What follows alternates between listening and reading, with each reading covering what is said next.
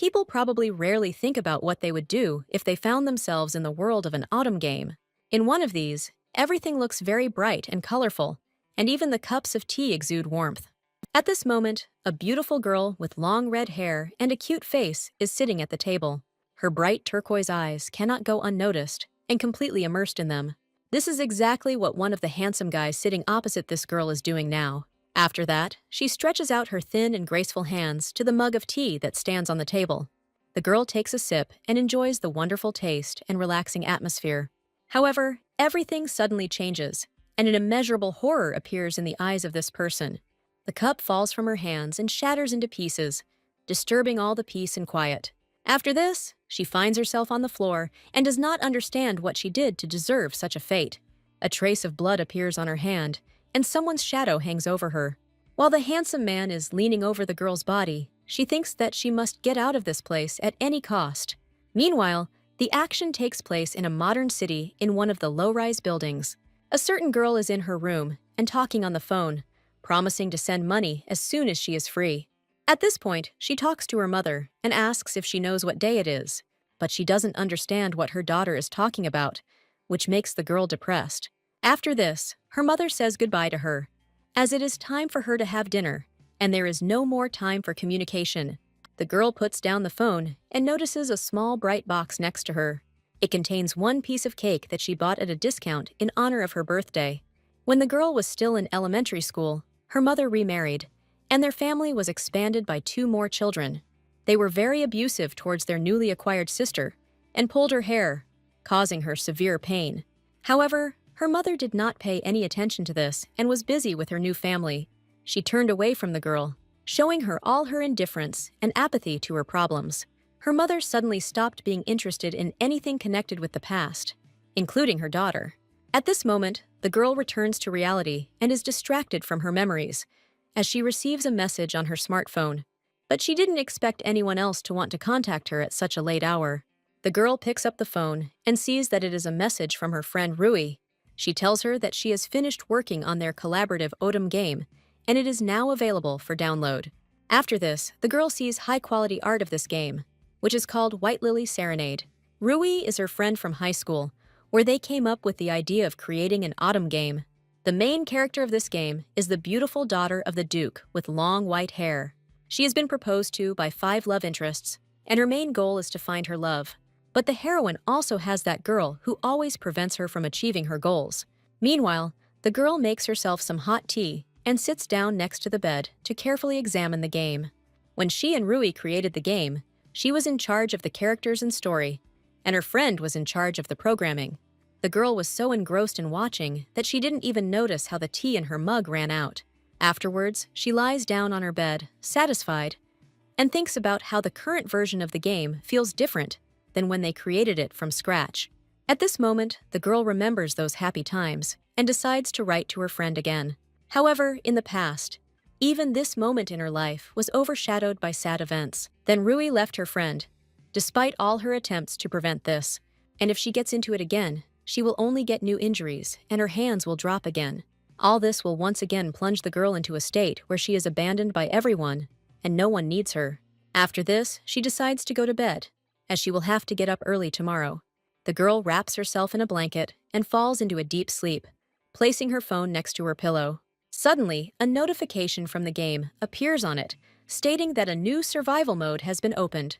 The next morning, the girl finally opens her eyes to the bright sun, which shines its rays directly into her face. After this, she jumps out of bed and thinks that she has overslept again, not knowing what time it is. However, everything around looks too unusual, and even the girl's appearance is very different from the one she fell asleep with. At this moment, she carefully looks around the room and tries to understand where she is. The girl gets up from the bed with bare feet and carefully walks forward, noticing her reflection in the mirror. She is very surprised by the image she sees, as she does not understand who it is at all. After this, she comes even closer to the mirror and realizes that this face seems familiar to her. Suddenly, a game window opens up to her, welcoming her to a new survival mode.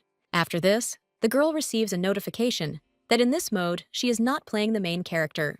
The girl finally begins to understand the essence of everything that is happening, and she considers it some kind of joke. After all, she now plays the character of the story's main villain, Diana Hartfield. This news makes her legs give way, and she falls to the floor, right in front of the mirror. She can't believe that she will have to play as Diana and find herself inside her own creation. After this, she looks up, where she sees a notification that all characters have a negative affection rating from the start. However, everything is overshadowed by the fact that if you don't bring him to the plus, then the love interest will kill the girl. At this point, Diana realizes that this no longer feels like an autumn game. For starting the survival mode, the girl is given a special item in the form of glass slippers. This gift impresses Diana, and she decides to come closer to take a closer look at it. After this, she takes one of the shoes in her hand, which shimmers brightly with magical iridescence. If Diana were to die in these shoes, she would be able to resurrect at exactly midnight. However, the girl sees such an item for the first time in this game, and is a little puzzled by it. Finally, she is asked to use the items wisely in order to survive, and after use, they can disappear, having fulfilled their function. But Diana received too little information, and she still does not understand how many times she can use these shoes. The girl demands that the game tell her more, but no notifications come. After this, she realizes that she is left without any clues inside a huge room. Diana spends the whole day in her bed until late at night. All this time she cries, as she is very afraid for her life in this game. She still feels like it's all just a dream, and she might still wake up from this nightmare. Diana hopes that she will close her eyes and find herself back in her apartment in the morning. But the miracle does not happen, and she wakes up again in the castle, playing as a character from her own game. Suddenly, someone starts knocking on the room, which really scares the girl. It turns out to be a servant who opens the door a little and wishes the lady good morning. She tells Diana that they are already waiting for her at breakfast, and she should get moving. This phrase puzzles the girl a little, but then she realizes that she has nothing at all to wear. After that, she goes to one of the closets to choose suitable clothes. Diana is very upset that the maids in this autumn game don't help their mistresses get dressed. But finally, the preparations are finished, and she abruptly throws open the door of her room, heading off to breakfast. Meanwhile, the aristocrats living in this palace are already enjoying their meal in the dining room. Among them, there are also young men with blonde hair who have quite an attractive appearance. At this point, Diana finally finds the dining room and finds herself in full view of everyone present. She feels very nervous from the number of people who start looking at her. At this point, the woman sitting at the table calls her appearance indecent. As far as the girl remembers from the time of the game's creation, this is Diana's mother named Adele. And next to her is her stepfather, Owen Hartfield, who pays no attention to his stepdaughter at all. But the biggest problem is not them, but the love interests of this family in the person of her older half-brother Glenn, and also in the half-younger brother, who is also sitting at the table, Ryan. As the system said, they all have a negative sympathy score at the initial stage, and if Diana can't do anything, then these two will soon be able to kill her. Suddenly, the girl's mother, Adele, turns to her and asks how long she plans to stand in the doorway. Diana asks for forgiveness and sits down at the table, where one of the servants pulls out her chair. However, she discovers that her breakfast plate is missing from in front of her. At this point, Adele announces that her daughter arrived too late and her food had already gotten cold. However, she no longer hoped that the girl would come at all, and Diana could only smile at this. After some time, she leaves the dining room in great anger, since even her status as an adopted daughter does not give her any right to treat her like that. Now it's no wonder why Diana became the villain in this game, with such a terrible attitude. After this, the girl finds the nearest chair and abruptly sits down on it in her fluffy dress. At this moment, she thinks that she herself is to blame for everything. After all, the image of Diana and her family itself was copied strictly from her life and from her relatives. Now, it is no longer clear why she did it, since she has to experience this terrible attitude again. After this, she turns off all her thoughts and immerses herself in complete silence, being in her room. However, her peace is clouded by the fact that Diana is left without breakfast at all. At this point, she looks down at her shoes and again thinks that this is not a dream. Suddenly, someone starts knocking on the door of the room, and Diana allows the guest to enter. Her younger half-brother Ryan appears in front of her and invites his sister to join him for tea in the garden. After that, he smiles sweetly and says that it will be just the two of them. At this point, the girl decides that this could be her chance to fix the relationship between them. He decides to take a short break to catch his breath and prepare his answer. Immediately after this, Diana tells her brother that she would be very happy to join him. They go out into the garden together, where the girl admires the beautiful scenery and decorations of this place. Ryan touches one of the roses and tells his sister that it's not surprising. After all, it was only thanks to him and other gardeners that this garden became the pearl of the palace. Ryan Hartfield is one of the main character's love interests. At the same time, he is the main villain's half-younger brother and a smart young man beyond his years. At this moment, Diana wonders what he would do if he wanted to destroy her. Meanwhile, they find themselves at a table in the garden with their stepbrother, who tries to distract his sister from her deep thoughts. The girl sweetly apologizes for being lost in thought and asks again what Ryan was talking about. The maid places a mug of tea in front of him, and the young man invites his companion to play a game. The thing is that one of the cups in front of them has been laced with poison. No doubt this news leaves Diana very puzzled, and she still hopes that it is a joke. But Ryan goes on to explain that the point of the game is to guess where there is no poison and thus win. He, in turn, promises to drink the cup that remains without a choice. Diana thinks all this is nonsense, but her half-brother is ready to forgive her if she wins. However, the girl sincerely does not understand why she needs to be forgiven. But Ryan's eyes at this moment are full of seriousness and focus on his sister. After this, he says that the previous situation probably didn't mean anything to her. At this moment, Diana silently looks at her brother and doesn't even know what to answer him. Suddenly, she looks at the circles and realizes that she will have to accept the terms of the game. After all, a board appears above the table, where she is asked to choose either the left or the right cup. Ryan notices his sister's confusion and asks if she is scared, but the girl advises her stepbrother to be afraid too, since she can choose unpoisoned tea. To this, Ryan replies that he is absolutely confident of his victory in this game of life. These words make Diana think, because there is no difference in tea. While she is trying to find even the slightest discrepancy in the similarities between the cups, her stepbrother asks the girl to hurry up. At this moment, she remembers that she put on glass slippers, and even in case of death, she will be able to reboot. She decides to give her choice in favor of the right cup and remembers her decision. After this, Diana creates absolute calm on her face and takes a sip of tea. Suddenly, blood starts flowing out of her mouth, which is due to the poison. The girl tries to cover it with her hand and experiences real horror, realizing everything that is happening. At that moment, the ill-fated cup falls out of her hands and shatters into pieces.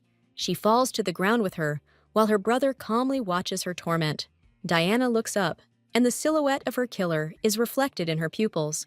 This was the last thing the girl managed to see before her first death. After this, time quickly begins to rewind, returning Diana to the past. Suddenly, she wakes up in her bed and screams at the whole nightmare that is happening. The girl looks around and realizes that she is still alive. The glass slippers worked, and she rebooted at exactly midnight. She's lucky that it's just a game and there's a chance to be resurrected just like that. However, next time her mistake could be fatal, and she will no longer have a chance. At this moment, she becomes immersed in her thoughts and realizes that not everything is so simple. After all, if Ryan drinks the cup that remains, he will deliberately poison himself. Knowing how smart and talented her stepbrother is, such an outcome would be stupid for him. Finally, Diana realizes that she will not save her life even if she chooses the left cup. In connection with this, the girl comes to the conclusion that she needs some kind of hint.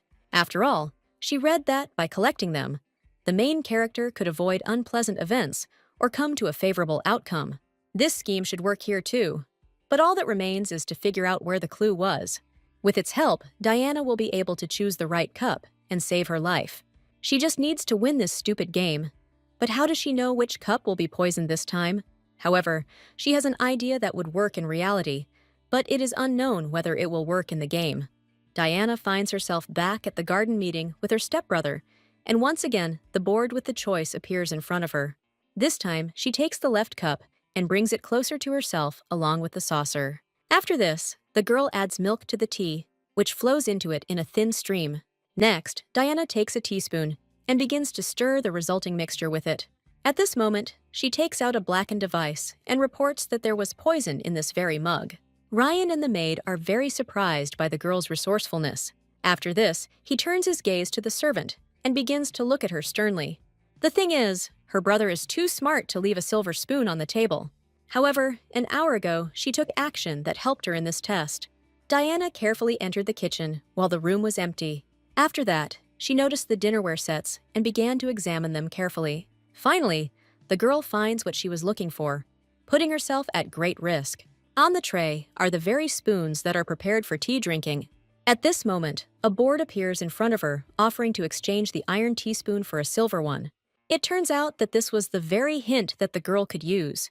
By replacing the iron spoon with a silver one, she will not only save herself from death, but also raise Ryan's sympathy level. At this moment, the girl returns from her recent memories to reality and looks closely at her brother's scale. However, things are not as rosy as she imagined, because Ryan's score has dropped even lower. After this, he starts to smile and says that it looks like he lost this competition. But Diana still doesn't understand why everything happened this way and where she could have made a mistake. At this point, Rain brings the cup of poison to himself and tells him that according to the rules, he must drink it. This statement from her younger half-brother makes Diana very scared, and she asks him not to do it. She says that she allows Ryan not to drink this tea, but in that case, he will not play such games anymore. In exchange for such kindness, the young man asks the girl to still enjoy the expensive tea that he prepared especially for this day. Diana agrees to such a reconciliation and says that she will do it with pleasure. After this, the girl brings the cup to her mouth and takes a sip of the prepared tea. Meanwhile, Ryan puts his hands together and doesn't even touch the cups. Diana's younger half-brother watches her closely, as if waiting for something. At this moment, she puts the mug of tea to her mouth and is about to take a sip. Diana is absolutely calm and continues to enjoy the pleasant taste, not anticipating any danger. However, the girl hears Ryan's contented voice and is puzzled by his strange behavior. After this, the young man begins to laugh and tells his sister that she drank it after all. This stunning news brings a look of intense horror to her eyes. At that moment, a trickle of blood began to flow from her mouth again. While the girl suffers from the effects of the poison, Ryan explains that she was doomed to lose in this game from the start. Diana raises her head and asks her brother in a weak voice what he means. After this, he places his cup full of tea on the table and begins his explanation. The thing is that from the very beginning, there was poison in both mugs, and this did not give his sister any chance. Diana begins to experience a strong shock from this news, as she did not expect such a substitution. However, she doesn't understand why Ryan takes the second cup and calmly drinks from it. It turns out that before this, he drank the antidote, and nothing would have happened to him from drinking the tea. At this point, Diana realizes that her game is over, and she has no more chances. However, Ryan adds that he will never forgive his sister for that barbaric act. Suddenly, time starts rewinding again and reboots the girl. After this, the hand on the clock in her room again points to 12 o'clock at night. The girl wakes up in horror as she realizes the futility of her attempts in this game. Whatever she chooses, it will not save her, and she is doomed to failure and death. Almost 2 hours pass, and it is deep night, but Diana still cannot sleep. After all, now she needs to come up with something other than a spoon that can help her. At that moment, she remembers Ryan's last words, that he would never forgive her for that act. Perhaps this is the very clue she needs to take. But now Diana has to remember everything that is connected with Ryan's character in this game. Suddenly, a thought pops into her head that could be the answer to this riddle. After this, the girl quickly runs to her closet with dresses and opens its doors. After a short time of searching, she finally finds the clothes she needs. The reason why Ryan hated Diana was because of the last dress left by his birth mother, Lyda Hartfield. Diana's mother refused to wear her current fiancé's late fiancé's clothes, so I just gave it to my daughter, who now holds it in her hands. Immediately after this, Diana decided to take this dress somewhere, but Ryan was secretly watching her. The girl didn't like that she was given a worn-out outfit, and in a fit of anger, she tore it. It's unlikely that Diana meant to offend anyone, but Ryan has held a grudge against her ever since. Suddenly, a board with some new notification appears in front of the girl again. In it, she is asked to sew Layla's dress, and Diana understands that this is the very clue. After that, she starts repairing something dear to Ryan, and realizes that she never thought she would be able to mend something in the game. Her parents never bought her toys before, so Diana had to learn to sew them herself, and this could now save her life. Finally, a new day comes, and someone knocks on the girl's room. It turns out to be Ryan, who again invites his sister to tea in the garden. Diana, following the old pattern, says that she will be very happy to join him, but suddenly she stops and tells her brother that she needs to stay late. The girl wants to dress up for the event and tells Ryan that she will catch up with him. The young man goes into the garden alone and sits down at the table, waiting for his sister. Finally, she appears in a different dress and apologizes for the delay. At this moment, Ryan feels great surprise as he looks at Diana. The thing is that she wore to the meeting the very dress that once belonged to his late mother. However, her brother is not happy even after Diana specially sews the dress as an apology. After all, he doesn't believe that she did it with her own hands, since she probably forced some maid to do it. But Diana suggests that Ryan himself ask all the servants if they helped her with this. After this, the girl says that mending the dress is still not enough to forgive her. After all, she encroached on the only memento left after his mother's death and sincerely regrets it. Suddenly, Ryan's score changes for the better and is now -5%. Diana is glad that this is at least some progress, although she hasn't yet reached the plus. After this, Ryan turns away from the girl and says that he will accept forgiveness only after Diana proves everything with actions. The girl agrees to these conditions, but her brother again offers to play a deadly game. But Diana already knows that there is poison in both cups, and there is no point in choosing. She again performs actions with the spoon and tells the young man that this tea is poisoned. Now she needs to act decisively, and Diana looks closely into her cup. However, Ryan is very confused and does not understand what his sister is going to do. At this moment, the notification board appears in front of her again, but with different text. Diana chooses the option that everything is fine, and now intends to go all the way. Ryan is very surprised to see his stepsister's unexpected behavior. After this, he begins to remember conversations behind his mother's back about her husband cheating on her. At that moment, he firmly grabs the hem of his mother's dress and asks her to pay attention to him. Ryan noticed her sad face, and it made him think that his mother was in pain. These words make her think, because the news of her husband's infidelity really brings her great pain. But she hugs her child and tells him that as long as she has children, she will not be sad. After this, Diana asks her younger half-brother if everything is okay with him. These words were constantly repeated by his late mother, and now they will help to play on his feelings. And it was not in vain that Ryan himself brought the girl to the very garden that Layla loved so much. The brother decided to use this place to take his revenge on the girl. However, she turns to Ryan again and tells him that everything is okay, thus reminding him of her dead mother. All these memories make the young man very worried and trembling. At this point, Diana is about to drink the tea from the cup and tells Ryan that if she succeeds, he will die. But her stepbrother puts his head down and asks the girl to stop doing this. However, Diana does not listen to his warnings and brings the cup of tea to her mouth. At this point, Ryan's sympathy meter reaches 0, and he tries to stop his sister from doing something irreversible. But it is too late to change anything, and the cup of poisoned tea falls out of the girl's hands, having fulfilled its mission. After a short period of time, Diana's room is illuminated by bright rays of sunlight. The girl opens her sleepy eyes and thinks that she has died again. At this moment, the sun is already setting outside her window, and a pink sunset spreads from it across the entire sky. It's not midnight at all, which means Diana didn't die and didn't reboot after that. Suddenly, the girl rises from the bed and sees that her half-brother Ryan is next to her. He holds his hand tenderly and reverently on her wrist, and even managed to fall asleep, since he did not leave Diana for a minute after the poisoning. After this, she says her stepbrother's name, and he immediately opens his eyes. The young man feels joy that his sister has finally woken up and is interested in her well-being. Diana says she's fine, but she doesn't understand how she survived the poison. The moment the girl lost consciousness, Ryan immediately ran to her and picked her up in his arms. After this, he decides not to waste time and takes out a bottle of antidote. Ryan opens his stepsister's mouth and begins to pour the translucent liquid into her. Since Diana didn't drink much poison, her body shouldn't have suffered much damage. Still, Ryan wonders why his sister decided to drink the tea, knowing that it was definitely poisoned.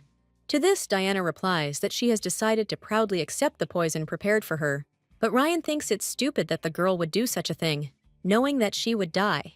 However, Diana can only earn her stepbrother's trust through actions, not sweet words. After her words, Ryan finally admits that the girl is not lacking in intelligence after all.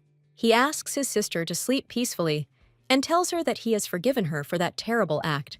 Ryan heads to the door and says goodbye to Diana, calling the girl by name. At this point, she notices that his likability score has risen to 3%. Diana can't believe it's the first time her brother has addressed her by name. Moreover, she was able to bring the percentage of sympathy out of minus, and now he will not try to destroy her. Finally, a new day comes in the game, and the roofs of the majestic palace buildings are illuminated by the bright rays of the sun. Since the day Diana woke up in the game world, she was able to get some sleep for the first time. At this moment, a servant enters her room and informs her that everyone is already waiting for her in the dining room. The girl kindly agrees with the servant, who again urges her to hurry. But on such a beautiful day, she doesn't even care about the rudeness of the staff. Meanwhile, her mother Adele again asks her to take away her daughter's breakfast, as she sleeps late. The servant immediately approaches the table and begins to clear away the plate, which no one has touched. But suddenly, Diana appears in the dining room in a chic dress and asks not to take her breakfast away. Now the girl knows what time she needs to arrive in order to make it to breakfast. After this, she sits down at the table and asks her mother to no longer decide for her about breakfast. In addition, since Diana is the daughter of a duke, she asks for a decent education for herself. But Adele only laughs at her daughter's request, since she doesn't even observe table manners. At this moment, Diana takes her knife in her left hand and holds a piece of meat with a fork in her right hand. After this, she cuts off a piece of meat and elegantly brings it to her mouth. The whole family watches the girl's actions closely and begins to feel shock. The thing is, as a child in the real world, she learned manners by expecting her parents to invite her to eat with her. But that never happened. Although it is unknown how her behavior will work in the game, Diana does not intend to miss the opportunity to get an education. Meanwhile, the girl has a defender who takes her side. It turns out to be Ryan, who offers to take on his sister's education himself and then hire a tutor. At this point, the Duke announces that his son is right and that he intends to do just that. Diana is incredibly happy that she was allowed to get an education, and the Duke took her side. Afterwards, she secretly smiles at her step-little brother and thanks him for his help. Meanwhile, his approval rating increased to 7%. But Ryan has another brother, Glenn, and he still has a negative attitude towards Diana. After a while, the whole family finishes their morning meal and leaves the dining room. Ryan heads to his room, and Diana waves goodbye to him, while her older stepbrother stands behind her. He tells her that he expected from the daughter of a high-class slut that she would be able to easily seduce his brother. At this point, his sympathy percentage is incredibly low and reaches -19%. Apparently, he was greatly influenced by the fact that Ryan began to treat Diana differently. After this, the girl understands that she needs to be on guard, since Glenn's desire to destroy her is at its peak. On the same day, Diana decides not to postpone her studies and goes to Ryan. Their classes begin to take place regularly, and the girl gains new knowledge every day. Her notebooks accumulate a huge number of notes from each lesson. One day, after class, Ryan tells Diana that the lesson is over and he is heading to the capital. The thing is, he needs to buy flower bulbs for his beautiful garden. At this moment, the girl thinks about a trip to the capital, and an idea comes to her mind. Diana decides not to miss her chance, and she asks to go with her stepbrother. Ryan thinks about it and decides that with the help of this trip, he will be able to introduce his sister to the knowledge of botany. And on this beautiful, clear day, they get into their carriage and set off for the capital. During the trip, Diana constantly looks out the window, admiring the local scenery. After this, the girl decides to ask Ryan why he buys flower bulbs himself and does not ask the gardener to do it. The younger half-brother adjusts his glasses and explains that Diana thinks like an amateur. First, Ryan has to make sure the bulbs are fresh himself. And second, gardeners always want to buy something new, not a specific type of flower. At this point, Diana remembers that her half-brother had deliberately not changed the decor in the garden all this time. The reason is that he wants to preserve the appearance of the garden as it was under Layla. Meanwhile, the carriage is already approaching the gates of the capital and stops near them. Ryan helps Diana outside and orders her not to go far from him, otherwise she could easily get lost. She agrees and sees how many people are on the street and going about their business. The young man asks if this is her first visit to the royal capital of Vinklum, and the girl says that it is. Afterwards, she thanks Ryan for taking her with him, and he replies that it's nothing. The main thing is that the girl simply doesn't leave him and doesn't get lost. However, As soon as the young man finished saying these words, he notices that Diana has disappeared somewhere. Ryan tries to find the missing girl in the crowd, but he can't find her anywhere. Meanwhile, she puts on a hooded robe to avoid being discovered by her brother. After all, Diana didn't come here just like that, and besides Glenn, there are other love interests whose sympathy rate she will have to find out. There is one character who should not have any hatred towards Diana. It is with him that the girl will be able to survive in this game and ensure her safety. While Diana continues her careful search through the many streets of the capital, someone's hand appears from an alley. She reaches out to the girl, and suddenly she notices his movements near her. After this, someone's male hand grabs her wrist and pulls her along. At this moment, an unknown young man closes Diana's eyes and asks her to guess who he is. The girl experiences great anxiety as she understands that she has fallen into the hands of the worst of the worst. It could have been anyone but that same Neil who was now standing behind her. After her answer, the young man frees the girl and tells her that she guessed right. Neil asks how Diana ended up in the capital, and she replies that she came here with her younger brother to go shopping. This news upsets the man a little, as he expected that the girl came for him. After his words, she apologizes to the young man for not living up to his expectations. Neil continues to talk to the girl and asks how she is doing. At this point, Diana notices that his affection stat is -30%. A board appears in front of her again, with a choice where she can bully or not bully the boy. The girl understands that she has no clues, and any option dooms her to death. After this, she raises her gaze to the young man and examines him carefully. This is Neil Campbell, one of Diana's love interests, and also a childhood friend. In the past, they once sat together under a tree and played chess with each other. Then, the third son of the Marquis Campbell checked her and won the game. His fate was similar to Diana's, as they were both children of a new unloved wife and were bullied by their older brothers and sisters. So they were able to become friends easily, but if the girl knew why he really treats her like that. After this, Neil brings the girl back to reality and asks how long he should wait for an answer. The young man assumes that Diana simply decided not to talk about her life. However, she corrects him and tells him that everything is not at all as he thinks. After all this time the girl thinks that if she gives an answer, she will die again.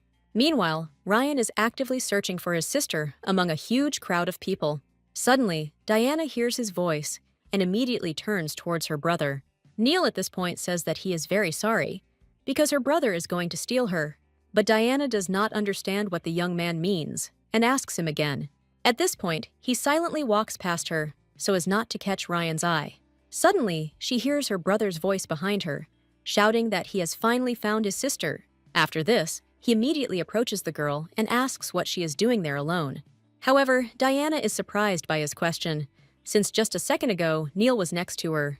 But he had already managed to disappear unnoticed, and there was no one else nearby except Ryan and Diana. The girl's younger stepbrother begins to get angry because he asked her not to leave him anywhere. At this moment, Diana realizes that everything would have ended badly if Ryan had not been there. Neil would definitely take advantage of the opportunity and kill the girl in this alley. While Diana stands with her back to her brother, he continues to try to get an answer from her. At this moment, she suddenly sits down on her knees, which causes confusion in her brother's eyes. After this, she tells Ryan that she is fine and that she just realized a lot. After all, it was thanks to her younger half-brother that she was able to survive today. Diana decides to apologize to the young man for her disappearance and for the fact that he had to run around looking for her. Ryan extends his hand to the girl and asks her to leave this dark alley as quickly as possible. She decides that her brother is afraid of the dark, but he denies it in every possible way and says that his sister is making it all up. After this, they finally finish their shopping and load the bulbs onto the cart. Ryan and Diana board the carriages and head back home, having finished all their business in the capital. At this moment, the girl thinks about Neil's words, which he told her before the terrible choice. Every Wednesday, he walks in the main square by the fountain and invites Diana to join him next time and chat. The girl understands that sooner or later, she will still have to face him. Meanwhile, Ryan begins to reproach Diana for the fact that they wasted a lot of time because of her search. The young man's sister says that she is very sorry about this, and her brother asks her to write an essay in which she sincerely repents. This task surprises the girl very much, but she has to agree and specify the deadline by which she must submit it.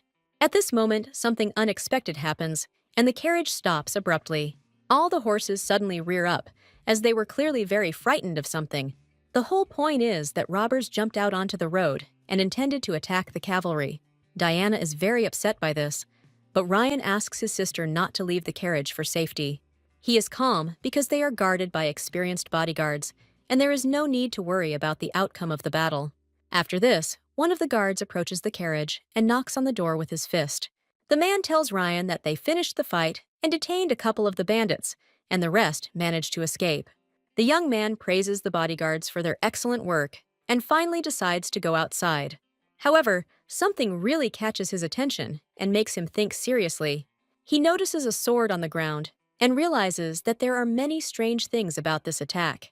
After all, thieves usually rob trade caravans, but here they decided to attack the Duke's carriage with an armed escort. Besides, their swords are too good for common thieves, and these words lead Diana to a terrible assumption. After this, Ryan reports that someone specifically hired these bandits to kill them. At this moment, he has a bad feeling, and the young man decides to return home as soon as possible. By evening, they finally reach the place, and a servant runs out to meet them, telling them about a terrible incident. The man tries to catch his breath after being in a great hurry, and Ryan asks him to tell him the gist of what happened. After this, he begins his story in detail, and sweat appears on his face from excitement. The events described by the servant cause great horror on the faces of Ryan and Diana. After all, everything that happened is only the beginning of a new terrible test. Meanwhile, in the game, the entire sky is covered with dark clouds, and it starts to rain. One of the main character's love interests looks up and covers his face with his hand from the drops. In this position, he continues to stand in the rain and look at the dark sky. Just a couple of hours ago, the sky was absolutely clear, and a falcon was flying calmly across it. All the action takes place in the lands of the Hartfield family, where a certain young man trains his bird. After its flight, the falcon lands on Glenn's hand, and he praises it for its good performance. But suddenly, the bird begins to get very agitated, and the young man tries to understand what is causing this behavior. Meanwhile, a bright spark appears from the dark forest and quickly heads towards them. It turns out to be a sharp arrow trying to reach its insidious target. Glenn notices the danger in front of him, and an indescribable horror appears on his face. After this, Ryan and Diana are informed that the young man was seriously injured during a falcon hunt. But in fact, the servants embellished everything again, and the heir to the house was left with only an ordinary scratch from an arrow. Glenn has already used the ointment for the wounds, and there shouldn't even be a scar left on his hand. It turns out that not only flowers grow in the garden, but also medicinal herbs from which Ryan makes various medicines. After this, Glenn turns his attention to Diana and asks with a displeased look what she is doing here. The girl replies that coming and visiting the victim is not a crime, but her older brother says that it does not concern her. At this point, Ryan intervenes in the conversation and says that this also concerns Diana. After all, when they were returning from the capital, they were attacked by a group of armed men. This news greatly disconcerts Glenn, and he abruptly gets up from his chair. After this, the servant brings Ryan the arrow that wounded his older brother. He begins to examine it carefully and says that such arrows are used in the army. It is obvious that they were attacked by real killers, and someone seriously wants to kill their entire family. Glenn sighs in resignation and reports that past events are repeating themselves again. Ryan agrees with him completely, but Diana doesn't understand what he's talking about. The girl asks her brothers to share information and keep her up to date. At this point, her younger brother asks if his sister knows what their family is called behind their backs. After this, he explains that all people consider them a bloody duchy. These words greatly shock Diana, and she tries to find out what this is connected with. It turns out that in the kingdom, they are considered one of the two most powerful and influential families. However, they gained this glory by doing the dirty work to get the crown. But the more power, the more envious people and those who want to avenge the death of a close family member. After these words, Glenn asks Diana to finally understand what it means to be a member of their family. He then adds that all this is just the tip of the iceberg, and Diana can't find anything to say. As Glenn said, this was only the beginning, as the maid who checked their food was found poisoned by the meat. After this, in the dead of night, they tried to burn down the Hartfield family's house, but the criminal was never found.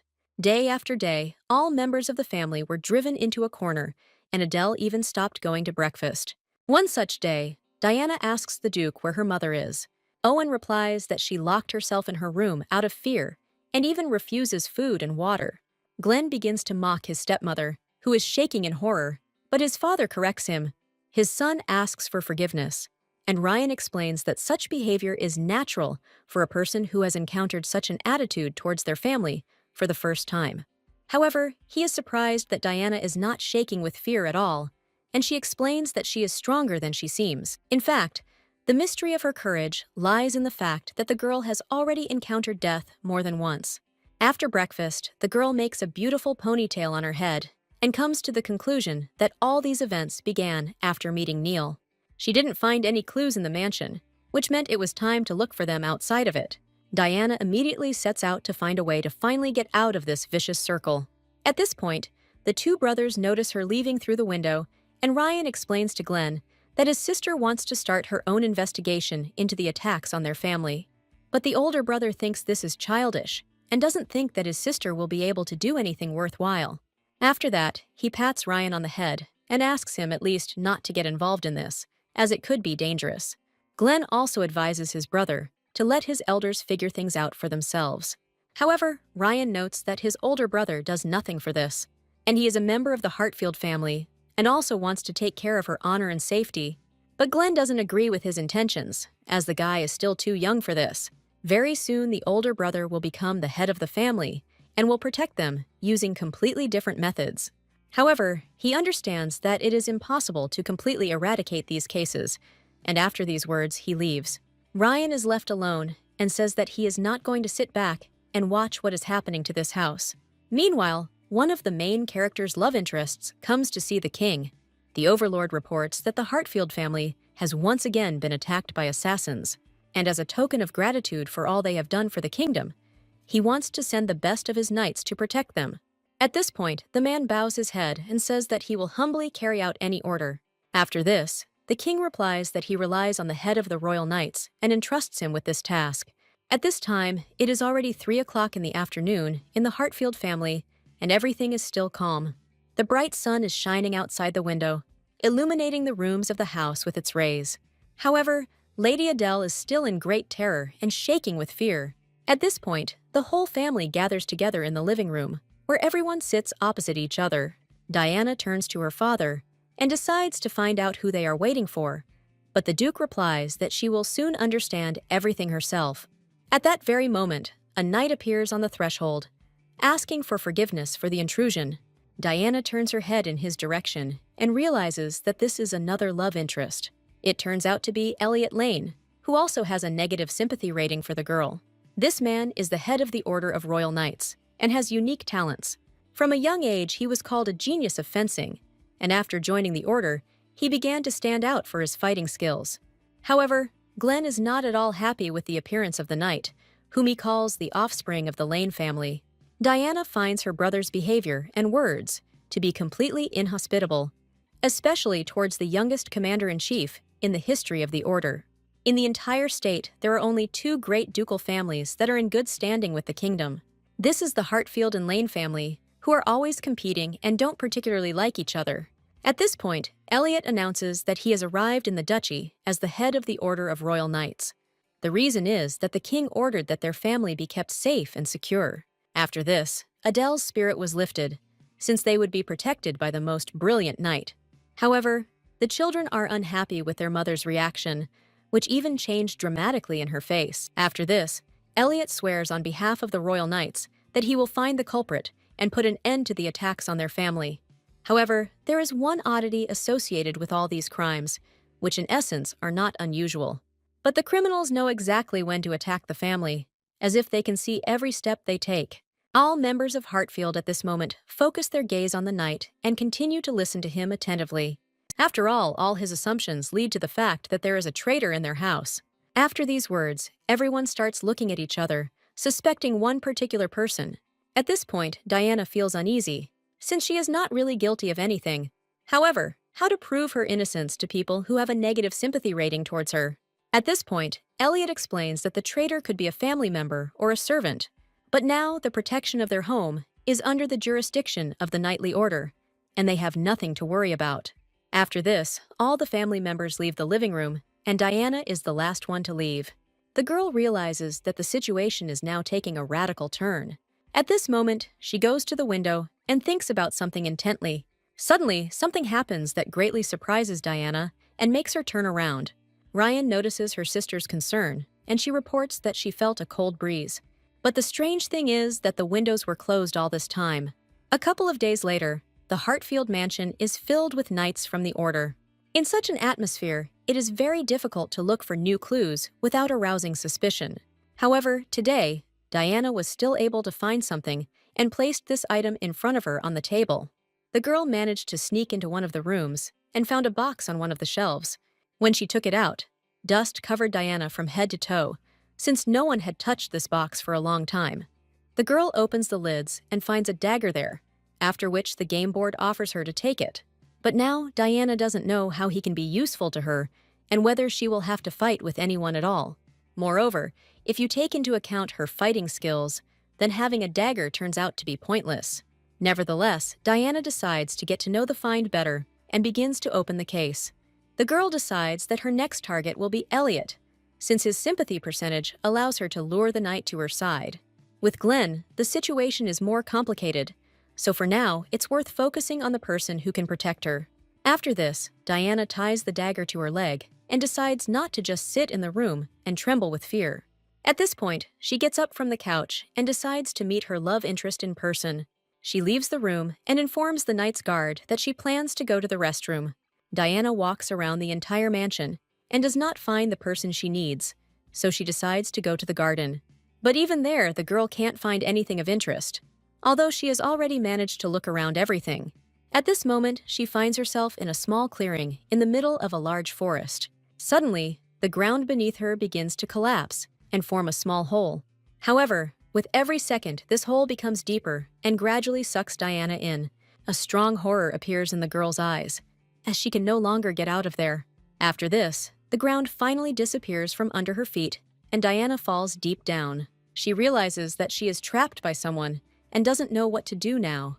The girl reaches her hand up and tries to reach the surface, but all her efforts are in vain. But at that moment, a man comes to her aid and grabs her by the wrist. After this, he begins to lift Diana, who is frightened by everything that is happening, to the surface.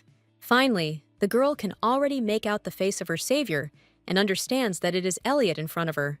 After Diana is back on top, the knight inquires about her well-being.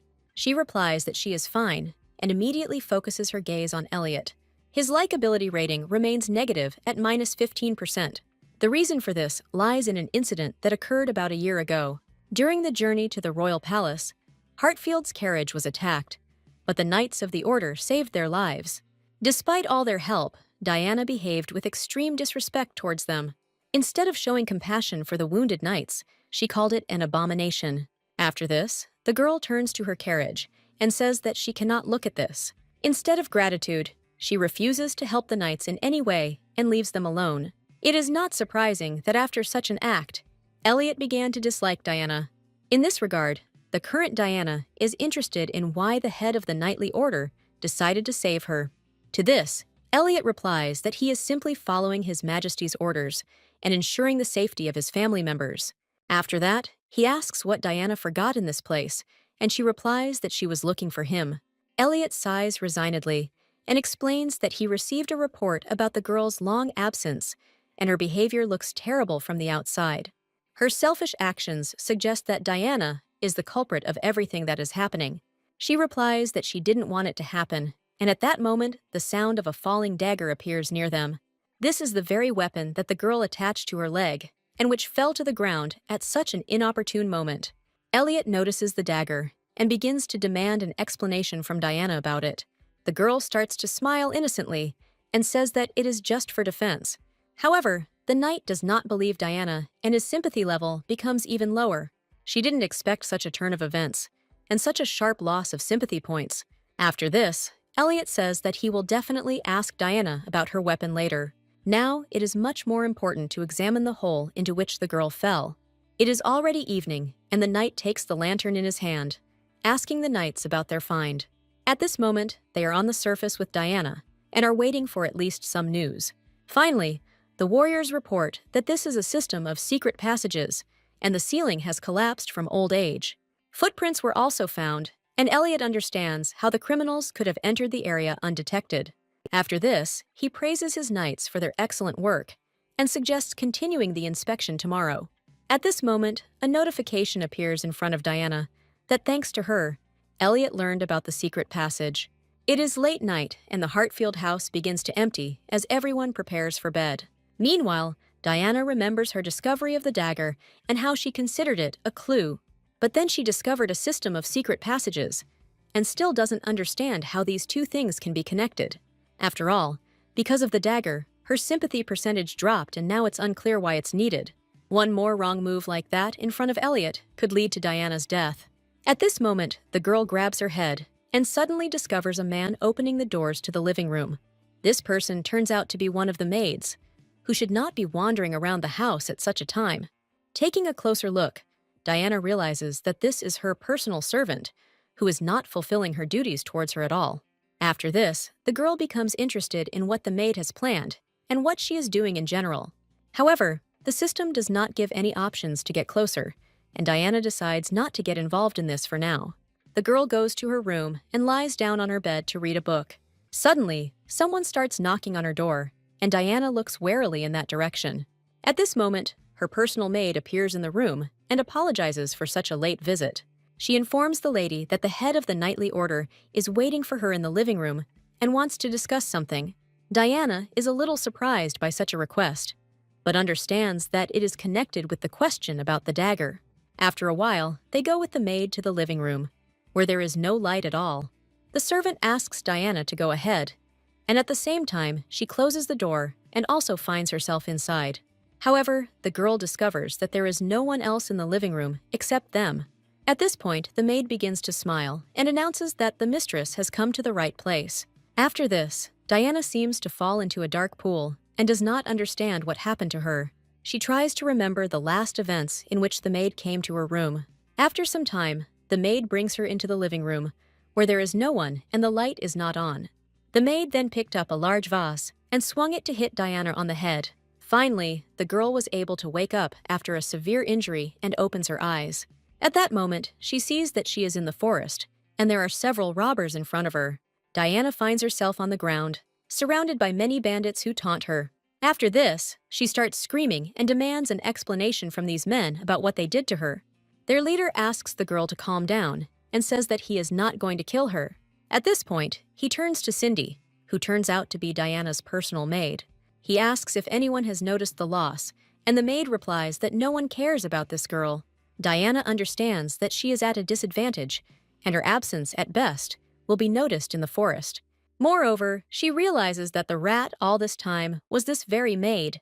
Cindy replies that serving a mistress that no one cared about was not difficult, and she could do whatever she wanted. But Diana doesn't understand how this maid could carry her out of the mansion without anyone noticing. However, there is something that no one knows yet, and it really helped the bandits. The thing is that there are secret passages throughout the mansion, through which Cindy carried the girl out. This news brings horror and indescribable shock to Diana's eyes. It turns out that the boss created several passages so that he could simply escape in an emergency. One of them is located in the living room behind a large wall portrait that opens easily. After Cindy turned off Diana, the bandits entered the house through this secret passage and kidnapped the girl. Then the leader of the group took the girl away through the same passage he used to enter the living room. All this was not at all difficult to do. You just had to wait until the guards were not in the girl's wing. At this point, Diana realizes that the maid was near the living room door before her abduction to eavesdrop on the guards' conversation. Cindy is surprised by the lady's intelligence and says that she is not as stupid as she thought. After this, Diana remembers the moment when a cold wind blew into the living room. At that time, all the windows were closed, and this phenomenon seemed rather strange to her. It turns out that this wind was blowing from a secret passage, behind which, at that moment, a maid was standing and eavesdropping on everything. After some time, Cindy takes out her pocket watch and says that it is already 9 o'clock. The thing is that all this time they are waiting for someone, but this person is late.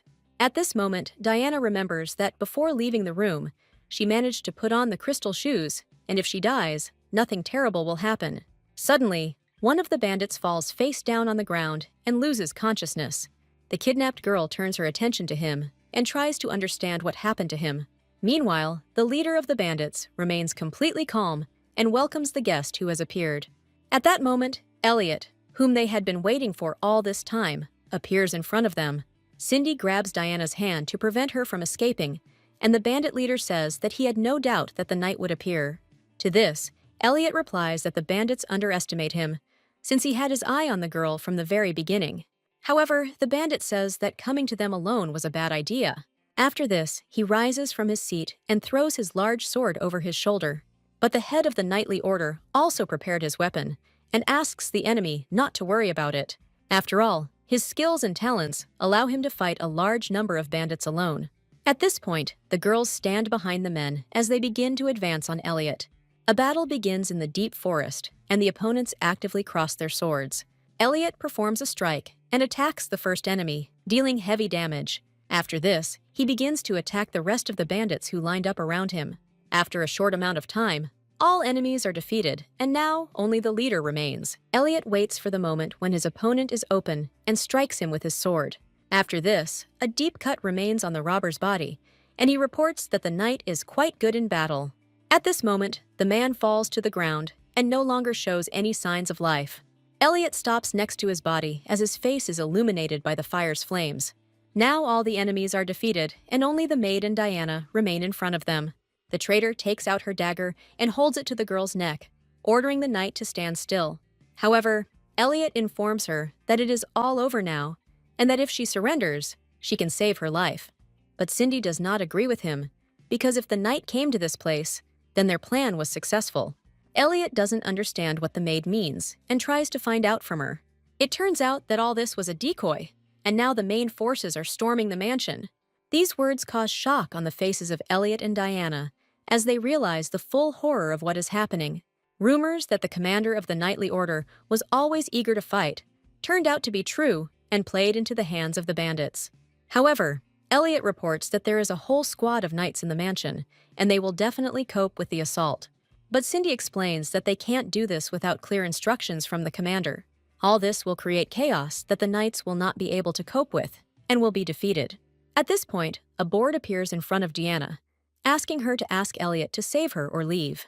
The girl does not understand how best to act and decides to ask the knight for salvation. After this, Elliot turns his gaze to Diana and intends to fulfill her request. Cindy sees the knight rushing towards them and pressing the dagger even harder to the girl's neck. She demands that the man not come near them, otherwise Diana will be seriously hurt. The maid's eyes show a strong confidence in what she is about to do, so Elliot takes his time making a decision. Suddenly, horror appears on his face at the picture he has to witness. At that moment, Diana feels a sharp pain from the cut pierce her neck. She tries to cover the wound with her hand, and Elliot jumps from his seat towards her. And again, time begins to rewind, rebooting Diana to the previous point. It's midnight again, which means she's survived again, and she'll have to revise her script. At this moment, the girl wakes up in her bed and screams in horror. Having woken up, she immediately begins to touch her neck, on which there is no longer a trace of the cut. Although the feeling of horror and excitement has not yet gone away, Diana understands that she is alive, and everything is fine with her. After this, she looks out the window and does not understand how much longer this will continue. The next day, she decides to take a walk in the garden and tries to understand which choice would be the right one. However, in Ryan's case, no matter what she chose, it ended in death anyway. Without the right hints, she would not have been able to cope with this test. At this point, Diana remembers Elliot's affection meter and realizes that it would be better to focus on that now. Only this time, it wasn't her love interest who killed her, but the mansion's personal maid. However, even if Diana apologizes to Elliot for her rude behavior, it will not be enough. On top of that, she has a feeling she's missing something since the dagger lowered Elliot's affection meter. At this moment, someone comes up to the girl from behind and lightly hits her on the top of her head with a book. It turns out to be Ryan, who noticed his sister in the garden, muttering something under her breath. He came there to enjoy the peace and quiet and read a book in peace. Diana apologizes for disrupting her brother's plans and says that she is ready to leave and not interfere with him. However, Ryan sits down next to her and says that he didn't ask her to leave and that the girl is acting strange today. Diana does look very worried, but she tells her brother not to worry. After this, she explains that he shouldn't be overly polite and that she understands perfectly well how much he hates her. At this point, Ryan hangs his head and says that his sister is right, and he did treat her badly. However, now everything has changed, and these words cause surprise on his sister's face. Of course, he couldn't stand her before, and thought that playing at being a family with Diana was complete nonsense. But he was wrong, because he didn't really know Diana, and he should have given her a chance from the very beginning. After this, Ryan adds that his sister can always share with him what is important to her. Diana silently clutches the hem of her dress with her fist and realizes that for the first time in her life, she was able to hear these words. Tears appear on her face, and she begins to thank her brother for his concern. At this point, his sympathy rate increases to 12%. After this, he asks her to share her experiences, and she wipes the tears from her eyes. Diana gets ready to talk and tells Ryan that she will need his help. After some time, she goes into the forest, counting on her brother's help. Now she just needs to find the hidden passage and tell Elliot about it. But now she's going to be more careful and not fall into this trap a second time. At this moment, she sees one of the knights nearby and asks him to call the commander. Elliot doesn't keep us waiting long and sends his warriors out to inspect the passage again. A sign appears in front of Diana again, saying that thanks to her, the head of the knightly order found a secret passage. After some time, she returns back to the mansion and the maid goes into her room. She announces that dinner is ready and the whole family is waiting for her at the table. After this, she leaves the lady alone, who is very surprised that she was called so early. This may be because the secret passage was found in the morning and the route immediately changed. In this case, Diana decides that now is the time to take the dagger with her. The girl ties it tightly to her leg and covers it with the hem of her dress. Now she is serious about catching the maid red-handed and handing her over to Elliot. This way, she can kill two birds with one stone, and with these thoughts, she goes to dinner. Diana carefully opens the door and looks inside the room, looking for any obvious danger. The girl realizes that Cindy is already inside the passage, and it's time to expose her. She approaches the secret door behind the large portrait in the living room and begins to open it. After this, she discovers a maid who is descending down the steps of a secret passage. Diana orders the girl to stand still and tells her that she knows everything about her plans. Suddenly, there is a sharp weapon near her neck again, and the man says that it does not concern her. At this point, he offers Cindy to take her hostage, and Diana tries to figure out where he came from. The girl clenches her fist tightly and thinks that this is another failure for her. After this, she reports that it happened earlier than planned, but the lady must go with them. Cindy closes the door behind her as Diana looks towards the exit with a hopeless expression. However, she now has an advantage, as she has a dagger under her dress. After some time, Diana again finds herself in the middle of the forest, surrounded by bandits. Their leader didn't expect that she would be able to discover the secret passage so easily, but Diana doesn't think she's too smart because she failed to spot the rat before her death. Moreover, it was a mistake to expect that she would be able to catch her red-handed so easily. But apparently this event, just like the tea party with Ryan, cannot be avoided. After this, the leader of the robbers says that now they will wait for the prince, who will gallop after the girl on a white horse. Diana realizes that everything is going according to their plan, and Elliot is already rushing there, after which he will begin a battle with the bandits. However, at the same time, the storming of the mansion will begin, and the girl will have to make a decisive choice. She clenches her fist tightly again, as she finds no clues in this situation. Suddenly, an idea comes to Diana, and she decides to take advantage of her only chance. Meanwhile, Elliot already appears on the scene, and the maid grabs the girl by the hand again, and the head of the knightly order takes out his sword to fight his opponents again. At this point, Diana finally realizes that Elliot's low sympathy percentage is due to the fact that he had already betrayed the safety of his friends once. This happened exactly when the girl treated their feet with disdain.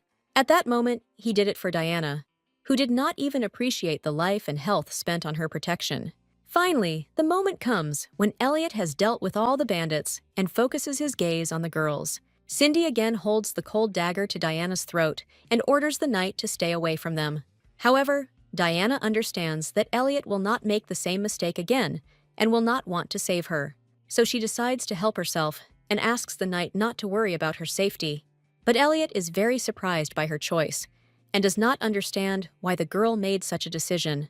At this moment, Diana lifts the hem of her dress and is about to take out the hidden dagger from there.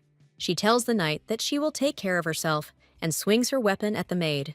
A look of shock appears on Cindy's face, as she did not expect this turn of events. Diana holds a dagger in front of her, and the board with the choice that has appeared is reflected in her pupils. In it, she is asked to cut off her hair, which the maid grabbed. At this moment, she realizes that if she had had the dagger from the beginning, she would have been able to avoid death. After this, she makes the right choice and cuts her hair without thinking. Diana is finally freed from Cindy's grasp, leaving her with only a shock of her curls. Meanwhile, Elliot watches everything closely and cannot take his eyes off this spectacle. The maid understands that she is left with nothing, but she can no longer do anything in this situation. After the girl frees herself from the villain's hands, she immediately heads towards the knight. He manages to grab her hand and demands that she immediately run behind him to protect herself. At this time, the head of the knightly order pounces on the servant and swings his sword at her. He decides to leave the girl alive, so he hits her in the back of the head with the hilt of his sword. Diana is glad that she managed to avoid death, but it turns out that the clue must be picked up only at a certain moment. Otherwise, it will simply disappear, which makes this game even more unbearable. After this, the girl tells Elliot that it is time for them to return to the mansion, as her family is in danger. At this moment, the knight's white horse begins to rush home at breakneck speed. Diana sits behind Elliot and holds on tightly to his body to keep from falling off the horse. She presses herself tightly against his back and suddenly sincerely asks for forgiveness for her actions. However, Elliot reveals that it is not her fault that she was taken hostage, but Diana apologizes for the incident that happened a year ago with his wounded comrade. The knight remembers this day very well and decides to ask Diana why she treated him like that. Now, in order for Elliot to accept the girl's apology, he must find out the real reason for what happened. This reason lies in her past, when Diana was still a very young girl. In truth, she had been wary of men since childhood, and it was not her fault. The girl's mother was an elite prostitute, so their house was often visited by various clients. Among them were those who beat the girl until she was bleeding for the sake of ordinary fun. Her mother didn't see anything wrong with it either, and had fun with the client, watching her daughter with laughter. Since then, any sight of blood brings back bad memories for Diana, which is why she reacted this way to the wound of the man who protected her. After this, the head of the knightly order says that she should not apologize to him for her actions. Diana realizes that Elliot is right, because his comrade only wanted to protect the girl. In this regard, she promises the knight to apologize to that warrior, and notices that his sympathy stat has improved. It's deep night outside, and a bright crescent moon appears in the sky. But in the meantime, terrible things are happening in the mansion. The entire building is on fire, and the knights are trying to protect the Hartfield family from the attack of bandits. They cross their swords with their opponents and fight bravely, risking their lives. At this moment, Elliot appears at the scene of the battle and orders his companion to stay put and rely on him. After this, he turns to his warriors and orders them to listen to his leadership. He reports that he is late, but the Order of Knights has no enemy that it cannot defeat. With these words, Elliot raises his sword up and thus inspires his soldiers before the battle. While the knights rejoice at the appearance of their commander-in-chief, Diana quietly tries to sneak somewhere. She disobeys Elliot's order because she urgently needs to go somewhere. The girl walks around the burning house and finds herself in front of a gazebo located in the garden. After this, she makes a loud cough, thereby signaling to someone about her presence. At that moment, Ryan appears in front of her and tells his sister that he has everything ready. 10 hours earlier, the girl asked her brother to help her. She was worried by the maid's words that without their commander, the knights would not be able to repel a sudden attack. Because of this, they will need a lot of medicine for the wounded, a supply of which only Ryan can produce. At that moment, a board suddenly appears in front of her with the choice to ask her brother for help, and she realizes that he was the main detail of this origin from the very beginning. After this, Diana turns to Ryan and asks him to make the healing ointment in maximum quantity. He says he can do it, but he doesn't understand why his sister needs so many medications. The girl explains that they don't know when the opponents will make their next move and how many people will suffer. Ryan understands that caution won't hurt them, and in the midst of the battle, he tells his sister that everything is ready. Diana expresses her deep gratitude to him, since their salvation depends on it. At this moment, her stepbrother notices the cut hair and asks the girl what happened to her. Diana says that a lot has already happened, and she didn't want to worry her brother. Ryan is glad that his sister is at least not injured, and after this conversation, they move on to the most important thing. After this, he opens the door to the room and invites Diana to go inside. The girl looks up and discovers a variety of medicinal plants. At this moment, Ryan places a box on the table in front of her, which contains all the healing ointments.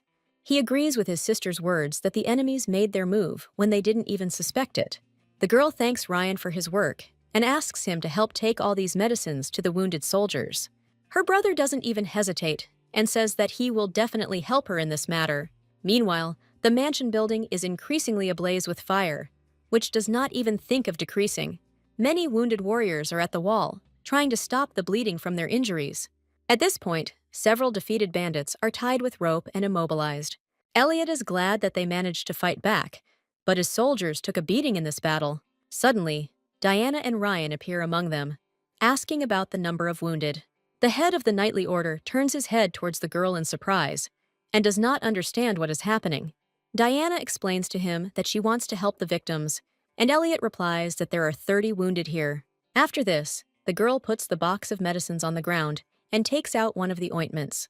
He walks up to one of the wounded soldiers and takes his injured arm to treat it. Elliot watches with great surprise the actions of Diana, who this time decided to help his warriors. He decides not to remain indifferent either and asks the girl what he can do. At this point, Ryan joins the conversation and asks the knight to follow his instructions, handling the jars of ointment carefully. After this, he adds that he should thank his sister, since she thought everything through 2 steps ahead and was prepared for this outcome. Meanwhile, she continues to run around with a box of ointments and tries to help each soldier as quickly as possible. Elliot is amazed by the girl's selflessness and the fact that she took care of the health of his knights in advance. While Diana is treating the wound of another injured soldier, more people appear near her. They say that they cannot just watch her work alone and offer their help to the warriors who protected their family. The girl is very grateful to these people, who ask her to participate in healing the wounds. Finally, morning comes, and the rays of the just-risen sun begin to fall on the mansion. At this time, Diana sits down on the ground in a dress that is already quite worn out and dirty. She breathes a sigh of relief that it's all over, and the medicine cabinet is completely empty. After this, Elliot comes up to her and is going to tell the girl something important. The knight asks her forgiveness for his carelessness, because of which Diana had to lose her long hair. However, she is glad that she is still alive, because unlike life, hair can be grown. After these words, Elliot kneels down and asks Diana to extend her hand to him. The girl is a little surprised, but still does what the head of the knightly order asked her to do. At this moment, he takes her hand in his and tenderly kisses it with his lips, expressing great gratitude to the girl. Diana is very surprised by such a gesture and cannot even find the words to respond. After this, Elliot adds that he will never forget her kindness and his sympathy level increases to 4%. Diana is very touched by these words and the fact that she was still able to restore the knight's trust. At this point, he asks the girl to stand up and gently holds her hand, helping her to get up. After some time, Elliot returns to his knightly duties in the kingdom and trains soldiers. After honing their combat skills, he gives the warriors an hour break, after which their self-training will begin. Suddenly, he hears a female voice behind him, calling the name of the head of the knightly order. In front of him appears Lady Diana, who is very happy to see Elliot again. A girl stands near the gate and waves to greet her family's savior. The knight is very surprised by Diana's appearance on the training ground and decides to approach her. After that, he asks why the girl is here, and she apologizes to him for such a sudden visit. But this meeting is very important for her, as she intends to apologize to the soldier whom she once failed to help. At this moment, Elliot remembers the girl's words, that she intended to personally ask his comrade for forgiveness. The knight is very surprised that Diana said all these words seriously, but she reminds him that he himself offered to personally apologize to the soldier. After that, she thinks. And there is an awkward pause between them, as Diana has just raised her tone at Elliot. The girl decides to apologize to the head of the knightly order and explains that she simply did not have lunch before visiting him. Elliot tells her that there are plenty of food stalls nearby, and he will buy something for her to eat. After some time, the knight returns to Diana and brings her 2 paper bags with lunch. They sit down at a table located on the street, and the girl thanks Elliot for his efforts. After this, she immediately starts eating and admires the extraordinary taste of the purchased dishes. She takes out a Scotch egg, which is impaled on a stick and fried in breadcrumbs. Elliot reports that this is the most popular dish at the local stand and is also quite filling. The knight also begins his meal with pleasure and takes a bite of the tasty treat. But if you think about it, the girl herself prescribed Elliot his favorite dish when she was developing the game. After this, he reports that Phil is not at headquarters now, but should come very soon, and then Diana will be able to apologize to him. At this time, he decides to inquire whether anything strange has happened in the Hartfield house since the attack. The girl says that they are completely safe now, but the knight does not think that this is the end. These words frighten the girl a little, and she asks Elliot to tell her more about his assumptions. It turns out that the knight personally interrogated the leader and the maid, but they turned out to be ordinary mercenaries. It turns out that the real criminal is still at large, and the bandits didn't even know his identity. He always wore a hood and hardly spoke, so even the gender of this man is unknown to anyone. After this, Elliot says that he will continue the investigation, and the Hartfield family should not relax. However, he asks Diana not to worry, as he does not intend to repeat his mistakes next time. After all, in some ways, those bandits were right, and a knight cannot simply give orders like a commander-in-chief. Elliot always rushes forward, holding his sword at the ready, and cannot bear to watch his comrades fight alone. It was because of this that so many people suffered on that fateful day. His desire to help his comrades even suggests that he does not trust them. But Diana rushes to reassure Elliot and says that she is the same and always tries to cope with everything on her own. In this, they are similar, and the head of the knightly order replies that the girl seems to be right. After this, he decides to joke and asks Diana to tell him about her problems so that he doesn't feel like a fool. Suddenly, someone shouts at the commander, and he immediately turns towards the sound of the voice. At that moment, he sees Phil nearby, who is rushing towards Elliot. The knight stops near the commander-in-chief, who introduces him to Diana, who wanted to see him personally. The girl asks the soldier if he remembers her, and he replies that she is the daughter of the Duke of Hartfield. However, Diana is surprised that Phil remembers her after everything she has done. A year ago, this man saved her life, and she didn't even bother to thank him for such a heroic act. After this, the lady bows to the knight and offers her deepest apologies for her behavior. Phil asks the girl to raise her head and tells her that there is nothing to thank him for. After all, he is a knight, and his duty is to protect all the inhabitants of this kingdom. Phil also adds that Diana recently provided assistance to the injured knights.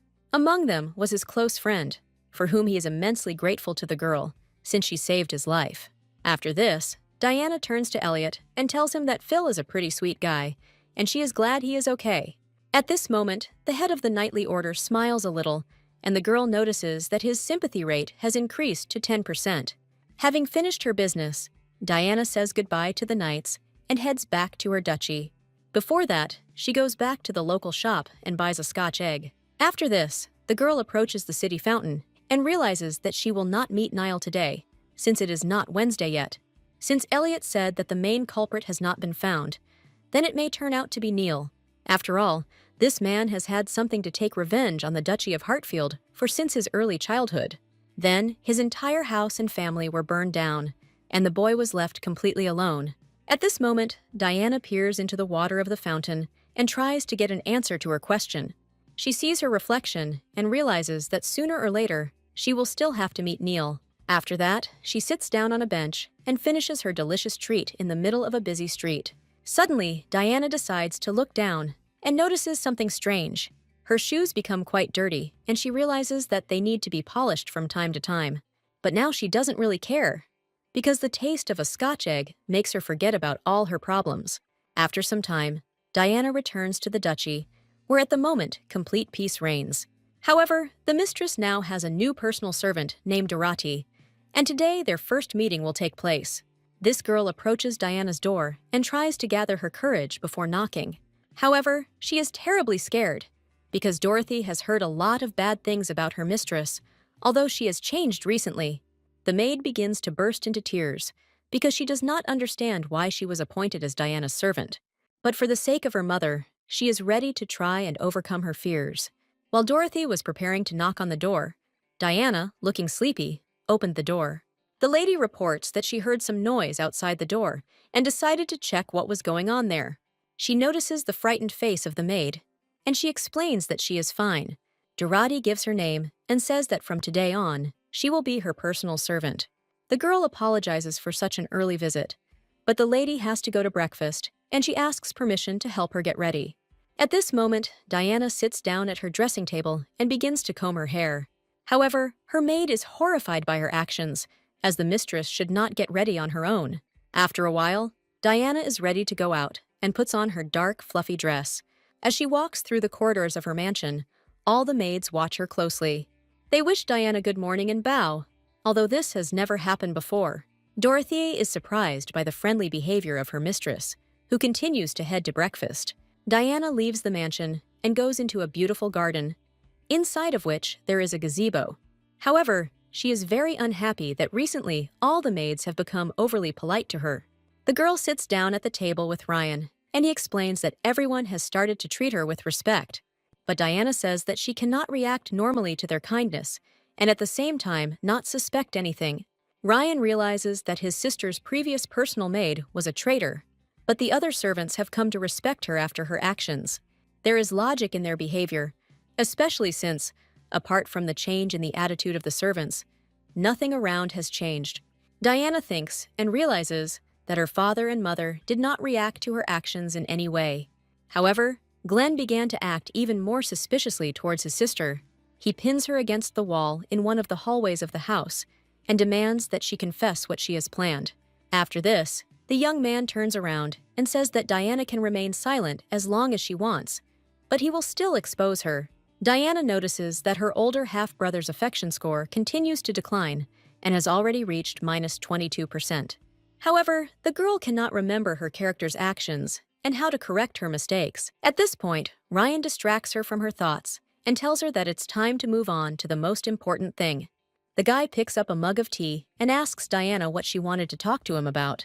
The girl asks her brother to cover for her, in front of her family, again, while she is about to leave the mansion. After her words, Ryan decides to ask where his sister is going this time. Diana sheepishly says that she would like to meet a friend, but her brother is surprised that she has friends at all. At this point, the girl puts one hand on the back of her head and explains that she is talking about Neil Campbell. These words leave Ryan in severe shock and even spitting out the tea from his mouth. Diana immediately runs to her brother to help him after he choked. Ryan decides that his sister is going on a date, but the girl denies his assumptions. However, in an aristocratic society, the appearance of a man and a woman can be regarded as a meeting of two lovers. Diana is very surprised by this information and decides to ask what she should do in this case. Ryan explains that such rumors can be avoided by taking a maid with you. These words bring horror to Dorothy's face, and she doesn't understand why she is being dragged into this. But Ryan informs that protecting the honor of the mistress is the duty of the personal maid. The maid has no choice but to go with Diana to the kingdom, again doing this for the sake of her mother. Meanwhile, Glenn calmly walks through the corridors of the royal palace. After this, he approaches the doors of His Majesty's chambers and asks forgiveness for the intrusion. At this moment, he hears permission to enter and begins to slowly open the door. Glenn carefully steps over the threshold of the room and gradually walks inside. In front of him is Vince, who is standing with his back to him on his balcony. The prince asks Glenn to call him by his name and says that he has told him this many times already. Meanwhile, the young man continues to stand silently in the middle of the room and does not answer. The prince turns to face him and shows all his charm. After this, Glenn says that in that case he should call him Mr. Vincent Maxwell. However, Vince is not happy with this name and shows it with the expression on his face. At this point, Glenn explains that his comrade is the future ruler of this country, but still demands to be called by his nickname. But Vince doesn't see anything wrong with this and is serious about this kind of treatment. After this, the prince inquires about Glenn's injury, and he says that he will definitely live. Vince goes on to add that during the recent attack on Hartfield Manor, Lady Diana saved many soldiers. Glenn sits down next to the prince and reports that this is indeed the case, but they both find it hard to believe that this girl is capable of such an act. After this, Glenn informs the prince that he only met his sister once. Vince begins to remember the very incident when he was driving his carriage and heard a child crying. He decides to go out and check where this strange sound is coming from. At this moment, he opens the door and goes inside the house, finding a strange picture. Lady Diana stands in the midst of crying children who beg for forgiveness and say they are hungry. The man does not understand what is happening and only hears Diana speaking rudely to them. Suddenly, Glenn appears in front of him and explains that there are too many children arriving at their mansion today because of a charity event. In connection with this, Lady Diana decided to punish the children who came from the orphanage. They were just being naughty, and she suddenly got angry and promised to deprive them of their lunch. At this point, Glenn demands that his sister act in a manner befitting her position and stop bullying the children. But Diana says that she behaves exactly like her older half-brother. He looks down on everyone, while pretending to be kind and good. While the adults are sorting out their relationship, Vince decides to pat one of the children on the head and calm him down.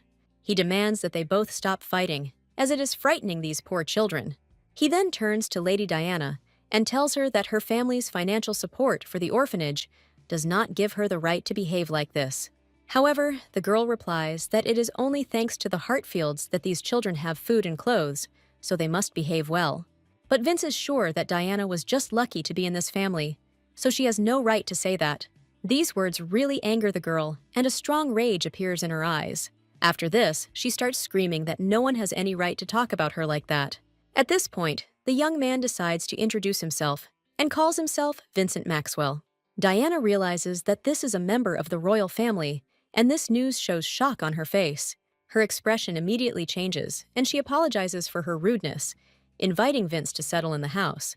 However, such feigned politeness will no longer help the girl, since she has shown her whole self.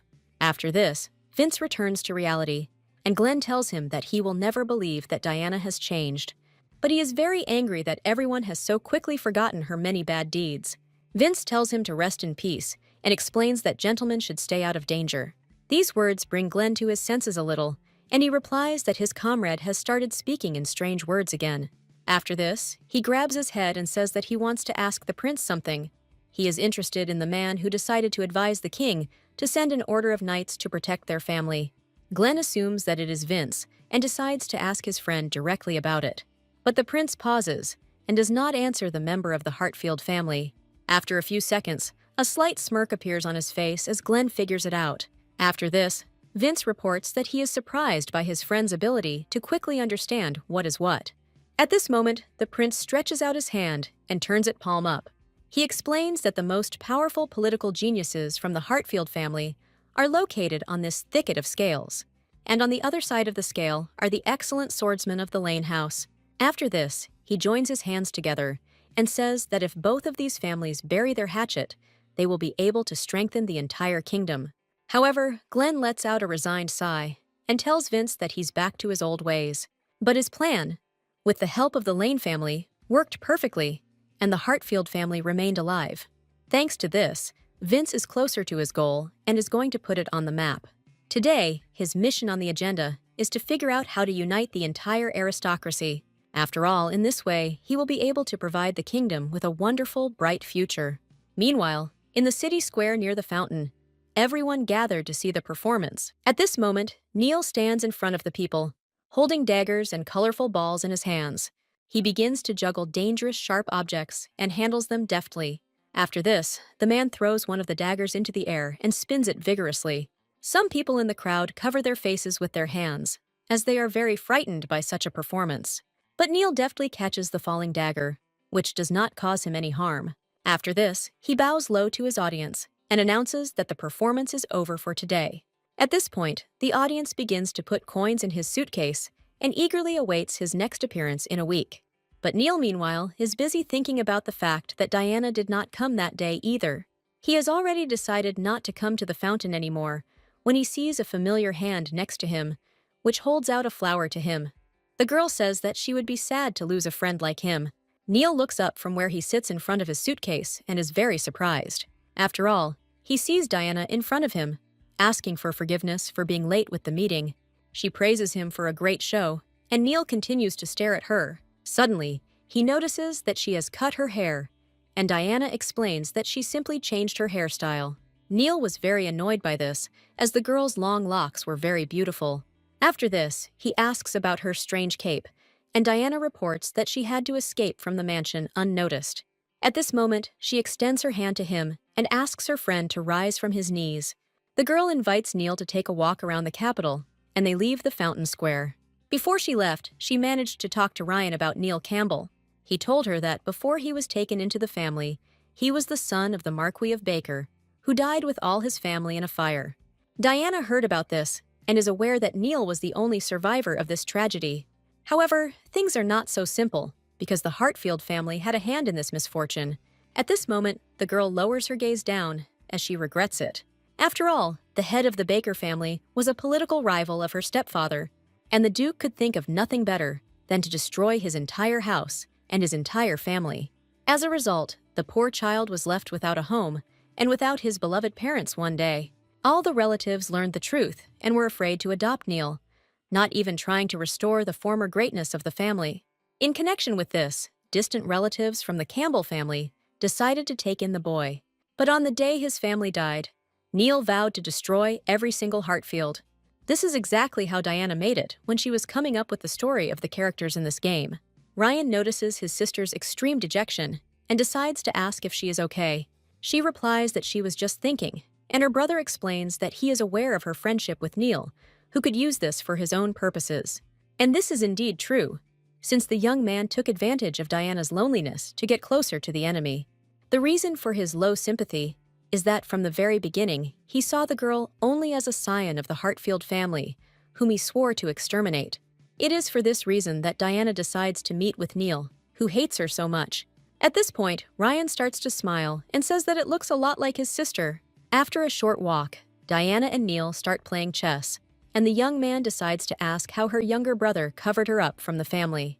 He says he is glad to hear that Diana has improved her relationship with at least one member of her family. At this moment, she remembers the previous choice of the game when they met, and understands why it was exactly like that. The whole point is that Neil wanted to find out about the situation in the house, and what kind of relationship she had with family members. Diana takes a sip of coffee, and understands that with a man who has sworn to destroy your family, you always need to be on your guard. After this, Neil says that he didn't think that the girl liked coffee without anything, but she smiles and explains that she managed to fall in love with him during their meetings. At this point, Neil gets up from the table and invites his companion to continue their walk. Diana agrees, but before doing so, she makes her move in chess and checkmates her opponent. Neil is very discouraged by his loss and does not understand how it happened, but the girl decides not to focus on this and invites the young man to take her for a walk. Although some excitement can be seen on his face after losing, he still agrees to move on. The first thing the couple does is go to one of the local shops to buy some jewelry. After this, Neil decides to show his show again and performs in front of the audience, juggling balls. At this moment, Diana lowers her hand to her bag and closes its pocket. She thanks her companion for a wonderful day and is glad that she bought herself a lot of jewelry. However, Neil asks her not to rush, as this is not the end of it. He asks the girl to go with him to show her an interesting place. Diana turns and follows Neil as he leads her to a deserted area. They find themselves in the middle of a street where it is already gradually starting to get dark. After this, Neil takes Diana to one of the large houses, which is closed by a gate. The girl begins to feel very scared, but the young man grabs her by the waist and leads her forward. He asks Diana not to run away, as he promised someone that he would bring the girl to this place. Neil opens the door and invites the girl to the most unusual place in the royal capital. After all, he has one ticket to enter the black market, especially for Diana. The girl goes inside the mansion, where everyone present wears masquerade masks on their faces. A box opens for them, containing rare precious stones. People are ready to pay many gold coins for these valuables in order to become their owners. Neil also enters the mansion with Diana and finds himself in the middle of the ballroom. But he does not intend to take part in the dance, but goes down into the dark room. At this moment, Neil holds a candle in his hands to light the dark steps. A month earlier, the events unfold in the house of a man who shakes tobacco from his pipe into an ashtray. He sits in his soft chair and greets a man named Greeman. This man turns out to be Neil, and he decides to ask what he did to deserve a meeting with the manager himself. John announces that he has a special order for which he is willing to pay generously. Neil then tries to brush away the pungent tobacco smoke and asks what he should do. The manager makes his look as serious as possible and announces that he must bring Diana Hartfield to his house. But Neil didn't expect a task that would be related to this girl and is a little surprised. It turns out that someone was so annoyed by this girl that the client wanted to see her head. Neil starts laughing and says that he can't betray a friend he's known since childhood. But Joan explains that this man has something more important than his girlfriend and says the name Neil Baker. Since the young man hid his true identity and called himself Grayman, these words leave him stunned. After this, he tries to find out from the manager where he got all the information about him. But Joan starts laughing and says that the mask of the merry fellow has finally cracked. The manager has seen many like Neil and knows all about his friendship with Diana and the young man's past. All his actions only indicate that he keeps the girl close to him for the sake of revenge.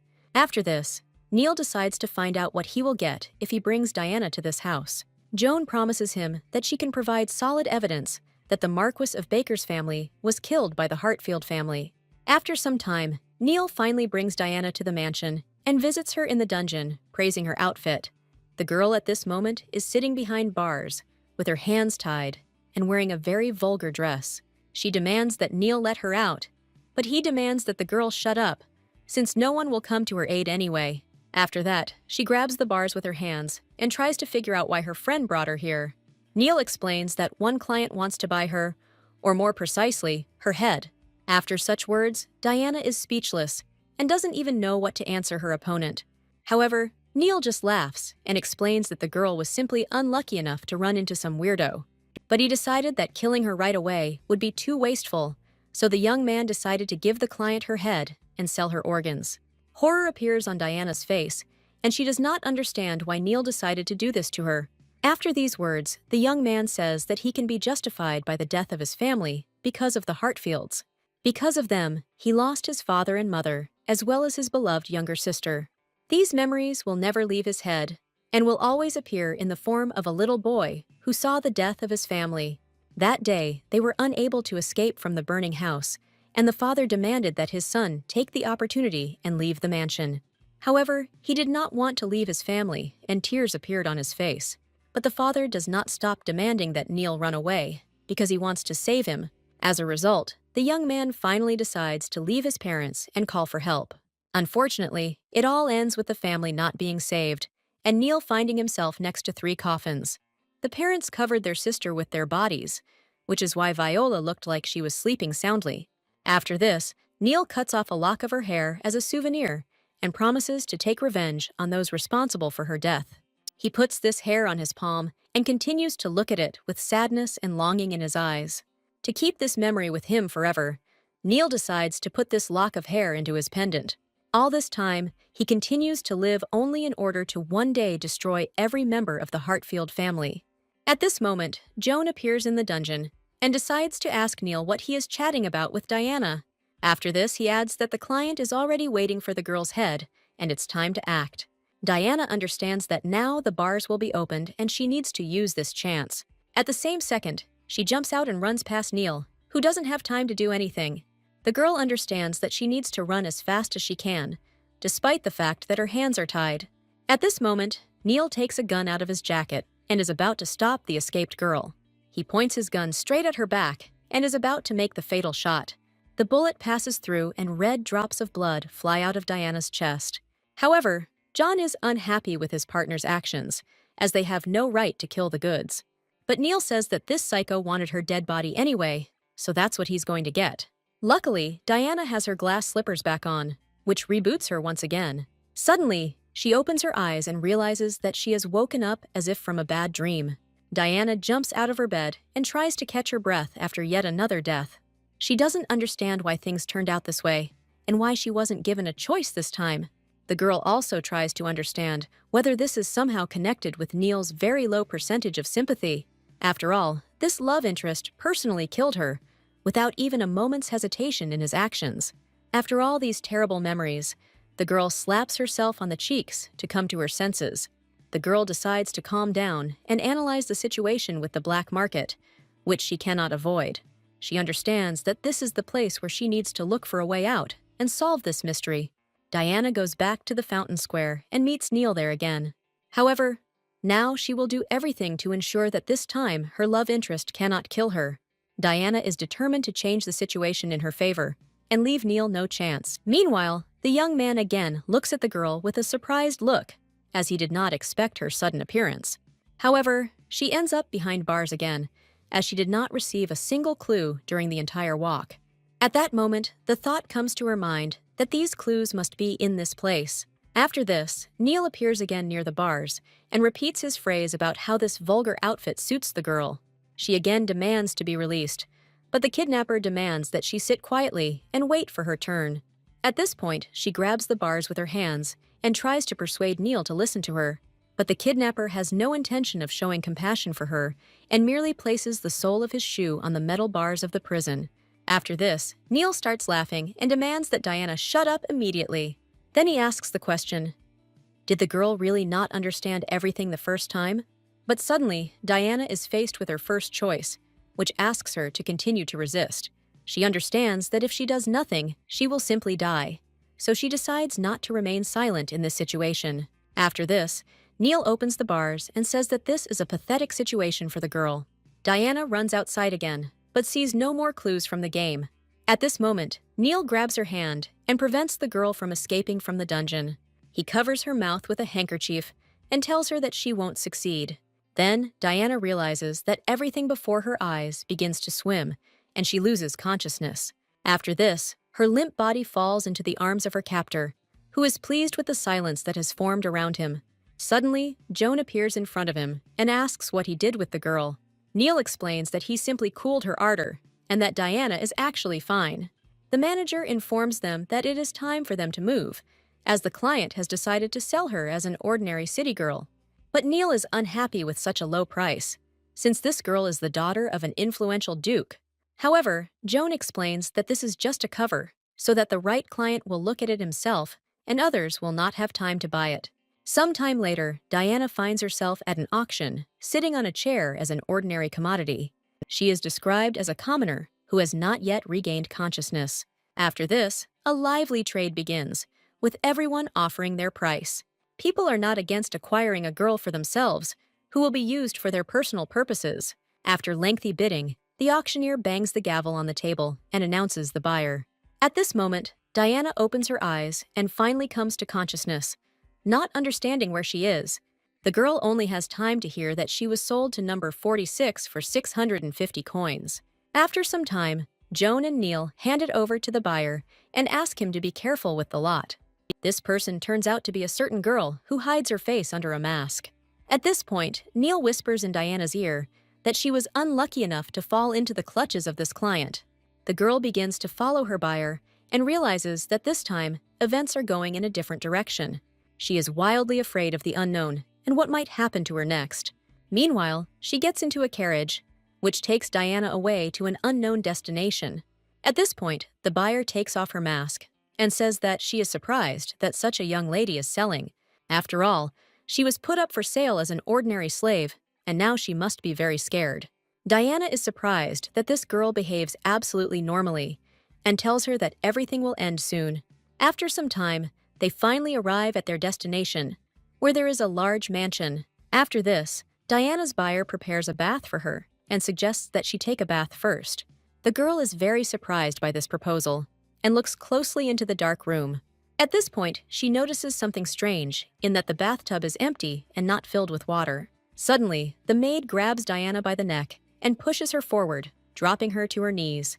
The girl begins to feel strong fear and tries to understand what these people are up to. After this, Diana's new owner shows her reflection in the mirror and takes out a dagger. It turns out that this woman is going to plunge her blade into her to rejuvenate herself. This will be possible after Diana's blood fills the bathtub and the buyer can bathe in it. This woman is obsessed with her youth and can't wait to make her dreams come true. After this, she swings her dagger over Diana's head and asks her to be patient for a little while. Horror appears in the girl's eyes, and she begins to beg him not to do this to her. But her pleas for mercy go unheard, and Diana wakes up again at midnight in her room. She sits up in bed again and begins to think about all the horrors that have happened to her. The girl clutches her blanket in her fist and doesn't understand what she did to deserve all this. After all, Diana is not the biological daughter of the Hartfield family. so she is in no way involved in the murder of Neil's family. She also doesn't understand what's wrong with this game, and the next day she goes back to the square by the fountain. Neil closes his coin case and invites the girl to walk to the coffee shop. Diana silently rises from her seat and agrees to follow her companion. At this point, Neil tells the girl that something is wrong with her and that she has changed a little. She turns to the young man and explains that it is because of the new haircut that has made her hair shorter. After this, she continues walking towards the coffee shop in her glass slippers. Now, she doesn't care about Neil's sympathy level, as she intends to take revenge on everyone in this black market. After some time, Neil and Diana find themselves inside the coffee shop and sit down opposite each other. While they play chess, the girl thinks about her moves in real life. She understands that the auction cannot be avoided, and she should do everything to avoid being sold. Meanwhile, Neil smiles sweetly and wonders if Diana will be able to beat him at chess this time. Suddenly, it occurs to her that this route is similar in its strategy to chess. She begins to think and understands that without risk, she cannot survive in this situation. This means that she will have to try everything to avoid losing her life in this game. After some time, she finds herself behind bars again, and Neil places his foot on the iron bars. He makes the girl shut up, and Diana has a choice to continue resisting. This time, she decides to calm down, and Neil is very surprised by her choice. After all, not every person can so easily accept his fate, and after that he decides to leave. But Diana made this decision only in order to be conscious at the auction. She is brought back into the center of the room and announced as a lottery as a beautiful commoner. The initial bid is 100 gold coins, after which active bidding begins. But now a board with a choice appears in front of Diana, where she is asked to reveal the truth about her origin. The girl thought that because of her unconscious state, this choice did not appear last time. Now it's time to change the game, and Diana decides to tell everyone, present the truth about herself. She informs the buyers that she is the only daughter of the Duke of Hartfield. This announcement comes as a shock to Neil, as no one was supposed to know about her true origins. After this, Diana begins to smile and adds that it is worth much more than 100 gold coins. And if she is ransomed, she promises to tell all the secrets of the Duchy of Hartfield. After all, she is not an ordinary commoner, and is ready to offer much more in exchange for freedom. At this moment, a lively bidding begins in the hall for the girl, who is such a valuable lot. Everyone starts raising their stakes because no one wants to miss their chance. Joan realizes that the situation is getting out of control, and the real customer is at risk of being left without goods. After this, Neil realizes that Diana doesn't have any secrets, and he is not the only one who holds a grudge against the Hartfield family. But Diana doesn't give a damn about these buyers, about Neil, or about this incomprehensible game she finds herself in. Meanwhile, Neil realizes that he miscalculated, and the girl is not as simple as she seems. At this moment, she looks him straight in the eyes and thinks that she will get out of there at any cost. The bidding continues to gain momentum, and buyers raise their hands one after another. Each of them does not want to miss the chance to find out what secrets are hidden in the Hartfield family. Diana's plan worked, because she was counting on everyone starting to bite each other's throats for her. At this moment, Neil steps into the center of the room and shouts Diana's name. The girl turns to face him and tells him that she will not simply meekly await her fate. Moreover, she will never forgive her friend for the way he treated her. Suddenly, John appears behind her, holding a sharp dagger in his hand. He intends to destroy the girl and put her up for auction as a corpse. But Diana suddenly finds herself behind Neil, who takes the blow of the dagger on himself. A sharp blade hits him right in the stomach and causes a serious wound. At this moment, the girl experiences great fear for Neil and shouts out his name. Meanwhile, the young man falls to his knees and prepares to accept his fate. Diana stands behind him and watches her friend's terrible suffering. On the one hand, the game won't end if one of the love interests dies. But at that moment, Neil notices that the girl's eyes are filling with tears. He doesn't understand why she's crying, because this situation should make her happy. Neil is well aware that Diana hates him for everything he put her through. The girl agrees with him and considers it reasonable that she should hate him, but she cannot come to terms with his death. But the thing is that memories of Diana from her past friendship with Neil are popping up in her head. She really considered him her only friend, with whom she spent all her time. Now these memories are raging in her head, and she simply cannot resist them. Diana continues to cry and blame Neil for the fact that all this happened only because of him. After this, he tells her that she is right and touches her face with his hand. But when he was near her, he only forgot for a moment that she was part of the Hartfield family. However, he couldn't take advantage of the chance with her death, and his body moved on its own to protect her. After these words, Neil finally loses consciousness and no longer reacts to anything. Diana begins to cry heavily, sitting in front of her friend's body, and begs him not to die. But at that moment, Joan takes out a gun and accuses the girl of failing the bidding. Now she must pay for it with her life, and a bullet pierces her body at that very moment. After this, the lifeless bodies of two friends appear in the center of the hall under the spotlights. Time begins to rewind again, and Diana receives a notification that her shoes have 6 lives left. At this moment, she wakes up again on her bed and clutches her head with her hand. This warning from the system frightens her greatly, since the number of lives is catastrophically low. After this, the girl rises from the bed and reaches to the floor for her shoes. She notices that half of them have become very blackened, as if they had been stained with something. Diana had noticed this last time in the square, but hadn't attached any importance to it then. However, this is not dirt at all, but an indicator that the magic in the shoes is running out. This is very bad, because she still has 2 more love interests to bring to the plus. After this, the girl decides to pull herself together and focus on how to solve Neil's route. At this moment, she remembers Neil's words that it is all her fault and begins to burst into bitter tears. After all, it was she who created him as such a character with a difficult fate after the loss of his parents. And it was she who sent Neil to the Campbells, where he was treated very badly, after which he hated his only friend so much that he set himself the goal of killing her. But it is not Diana who deserves his righteous anger, but the game's creator, Mana Minagawa. However, the girl can no longer change anything and rewrite the background. And if so, then Diana will do everything to pull Neil out of this abyss of hopeless hatred. After this, the girl thinks about the words the young man spoke before his death. He reported that he had only momentarily forgotten that she was part of the Hartfield family, and that the level of her hatred had decreased by half after that. After this, Diana begins to remember all the things that Neil did to her. They also include the moment when the young man shot his girlfriend in the back, and that situation when he listened to her requests for help with a cold gaze, and even the way Neil calmly gave her to the buyer, who did terrible things to her. But all this leads Diana to think that her friend could also be suffering at these moments. After some time, the girl again finds herself behind bars in the hands of her kidnappers. But this time, Diana understands that only she can understand this character. Neil is filled with revenge for his family and has vowed to kill all the Hartfields, but only when he is around Diana does he experience dissonance in his soul. By playing on his confusion, the girl can lure Neil to her side. After some time, she again finds herself at an auction in the middle of a huge hall.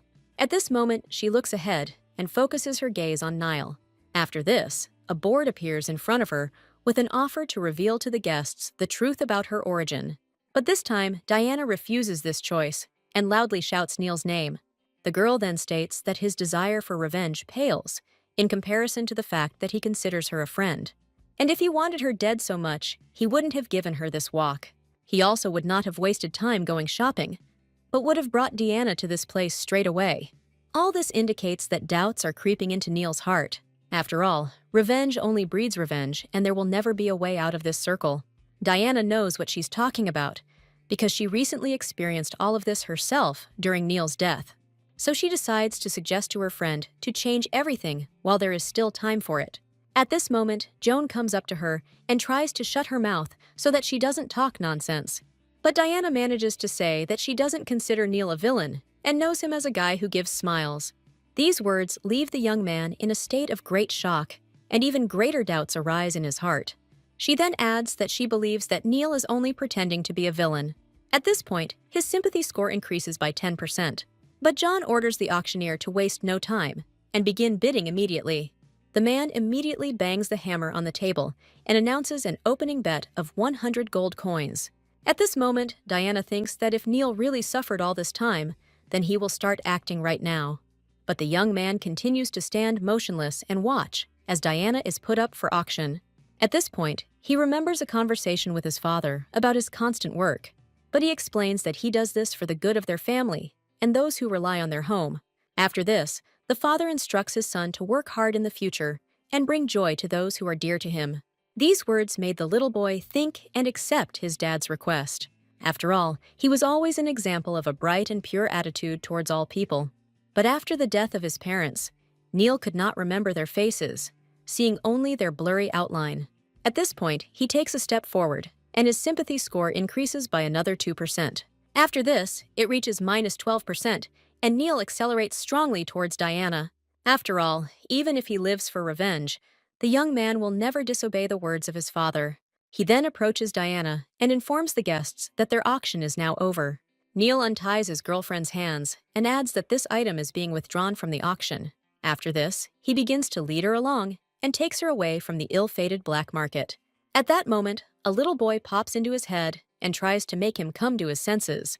After all, he is one step away from taking his revenge and obtaining the necessary evidence. But Neil says that Diana is his friend, and so he decided to save her. However, the child reports that the girl was never his friend, and he always saw her as a tool to get close to the Hartfield family. This child turns out to be little Neil, who promised himself to avenge the death of his parents. But the grown-up youth tells his inner child that he knows this very well. However, even the inner one is not able to fully understand his true feelings. At this point, the child continues to look at Neil with a serious gaze and does not answer. But Neil adds that he does not intend to back down from his father's words, and leaves the little avenger. The child is left alone, and the thought that the grown-up youth turns out to be a fool haunts him. Meanwhile, Neil continues to lead Diana away from the auction and leads her towards the exit. But at that moment, John appears before them and reminds the young man of their deal. Neil tells him that he has never met a buyer and has no guarantee that he has what he needs. All this leads him to refuse to continue this deal and break all agreements. At this point, Joan replies that it's a great pity and puts her hand in the inside pocket of her jacket. Diana's face shows wild horror at what she sees before her. Joan takes out her gun and points the barrel towards the girl. After this, Diana turns to Neil and tells him that they need to take urgent action. But before the girl can finish speaking, the manager fires a fatal shot. At this moment, Neil tries to cover Diana with his body and falls to the floor with her. John realizes he missed and tells the fugitives that they are lucky this time. But Neil also takes out a gun and explains that there will be no next time. After this, he fires a shot and knocks the gun out of his opponent's hands. Then he grabs Diana's hand and decides to take her away from this dangerous place. But on their way, they are confronted by several people who point their pistols at them. However, Neil is not at all at a loss in this situation, and a smile appears on his face. At this point, he takes out his daggers and announces that the show is about to begin. Sharp blades fly out of his hands in the same second and head forward. After this, they all fall into the flames of the candles and leave the room in darkness. All the guests immediately get lost in this environment and lose sight of each other. Neil and Diana then head for the exit, and Joan gives the order to stop them immediately. At this moment, his subordinates rush forward to carry out the manager's order. Finally, they see a man who looks like Neil, and are happy that they caught up with him. But apart from the man, they don't find anyone else, although there should be a girl next to him. After this, they decide to take a closer look and realize that it is not Gramian at all. Suddenly, Neil attacks them from behind and deals a crushing blow to one of their opponents. Then the other man takes out his gun and points it towards the boy. However, he doesn't have time to fire, as Neil knocks the gun and his hands out of his hands. All this time, Diana carefully watches her friend and understands that he is good enough. Having finished with the opponents, Neil turns to the girl and reports that her plan worked. But he decides to joke and says that with ash in her hair, she looks like an ash princess. After this, Diana remembers the moment when they were hiding from their pursuers. Finding herself in a room with a fireplace, she sees a sign with an offer to use the ashes to disguise herself as Neil. At this point, she was just lucky enough to find another clue, after which she returns her friend's jacket. But Neil doesn't react to the girl in any way and silently looks at her hair. After this, he begins to shake the ashes off them to return Diana to her former appearance. After some time, the young man finally cleans the girl's curls. Then he touches her face with his hands and tries to understand who she really is.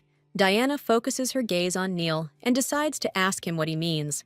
At this point, the young man explains that the real Diana would never have thought of such a thing. Her mistake was that Neil knew the girl better than anyone else.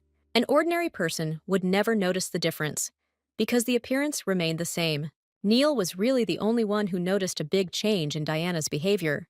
But even he contains within himself the roles of several personalities, and therefore cannot make such a claim. And Diana is a character that Mana created in her own image, and she will always remain herself. After these words, the girl touches Neil's mask with her hands and is about to take it off. At this point, she tells him that he understands perfectly well what the girl means. Suddenly, Neil's likability score increases and reaches -8%. He then says that he has a strong feeling that she is fooling him, but this time he will turn a blind eye to it. After this, Neil picks up the jacket and begins to put it on his body. But Diana is still tormented by the question of who really wanted to take possession of her head. All that is known is that this man was willing to pay a lot of money, and the girl understands that this could be the same man that Elliot described. In that case, Neil is not involved in these events, but suddenly they both hear the sound of a door opening.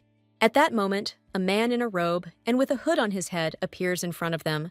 He wears a mask on his face and walks towards Neil and Diana, holding a lamp in his hands. After this, he releases it from his fingers and deliberately drops it on the floor. Flames begin to flare up around her, and Neil covers Diana with his body, grabbing the daggers. The mysterious man then turns around and walks back, deciding to set the place on fire. Diana shields herself from the flames with her hand and wonders if the villain did it just to kill her. After this, she turns to Neil and asks him to leave the fire immediately. However, the young man falls into a stupor, and all the daggers fall out of his hands. Despite Diana's best efforts to call him and bring him to his senses, Neil cannot hear her. All his attention is focused on the flame, which takes him back to past memories.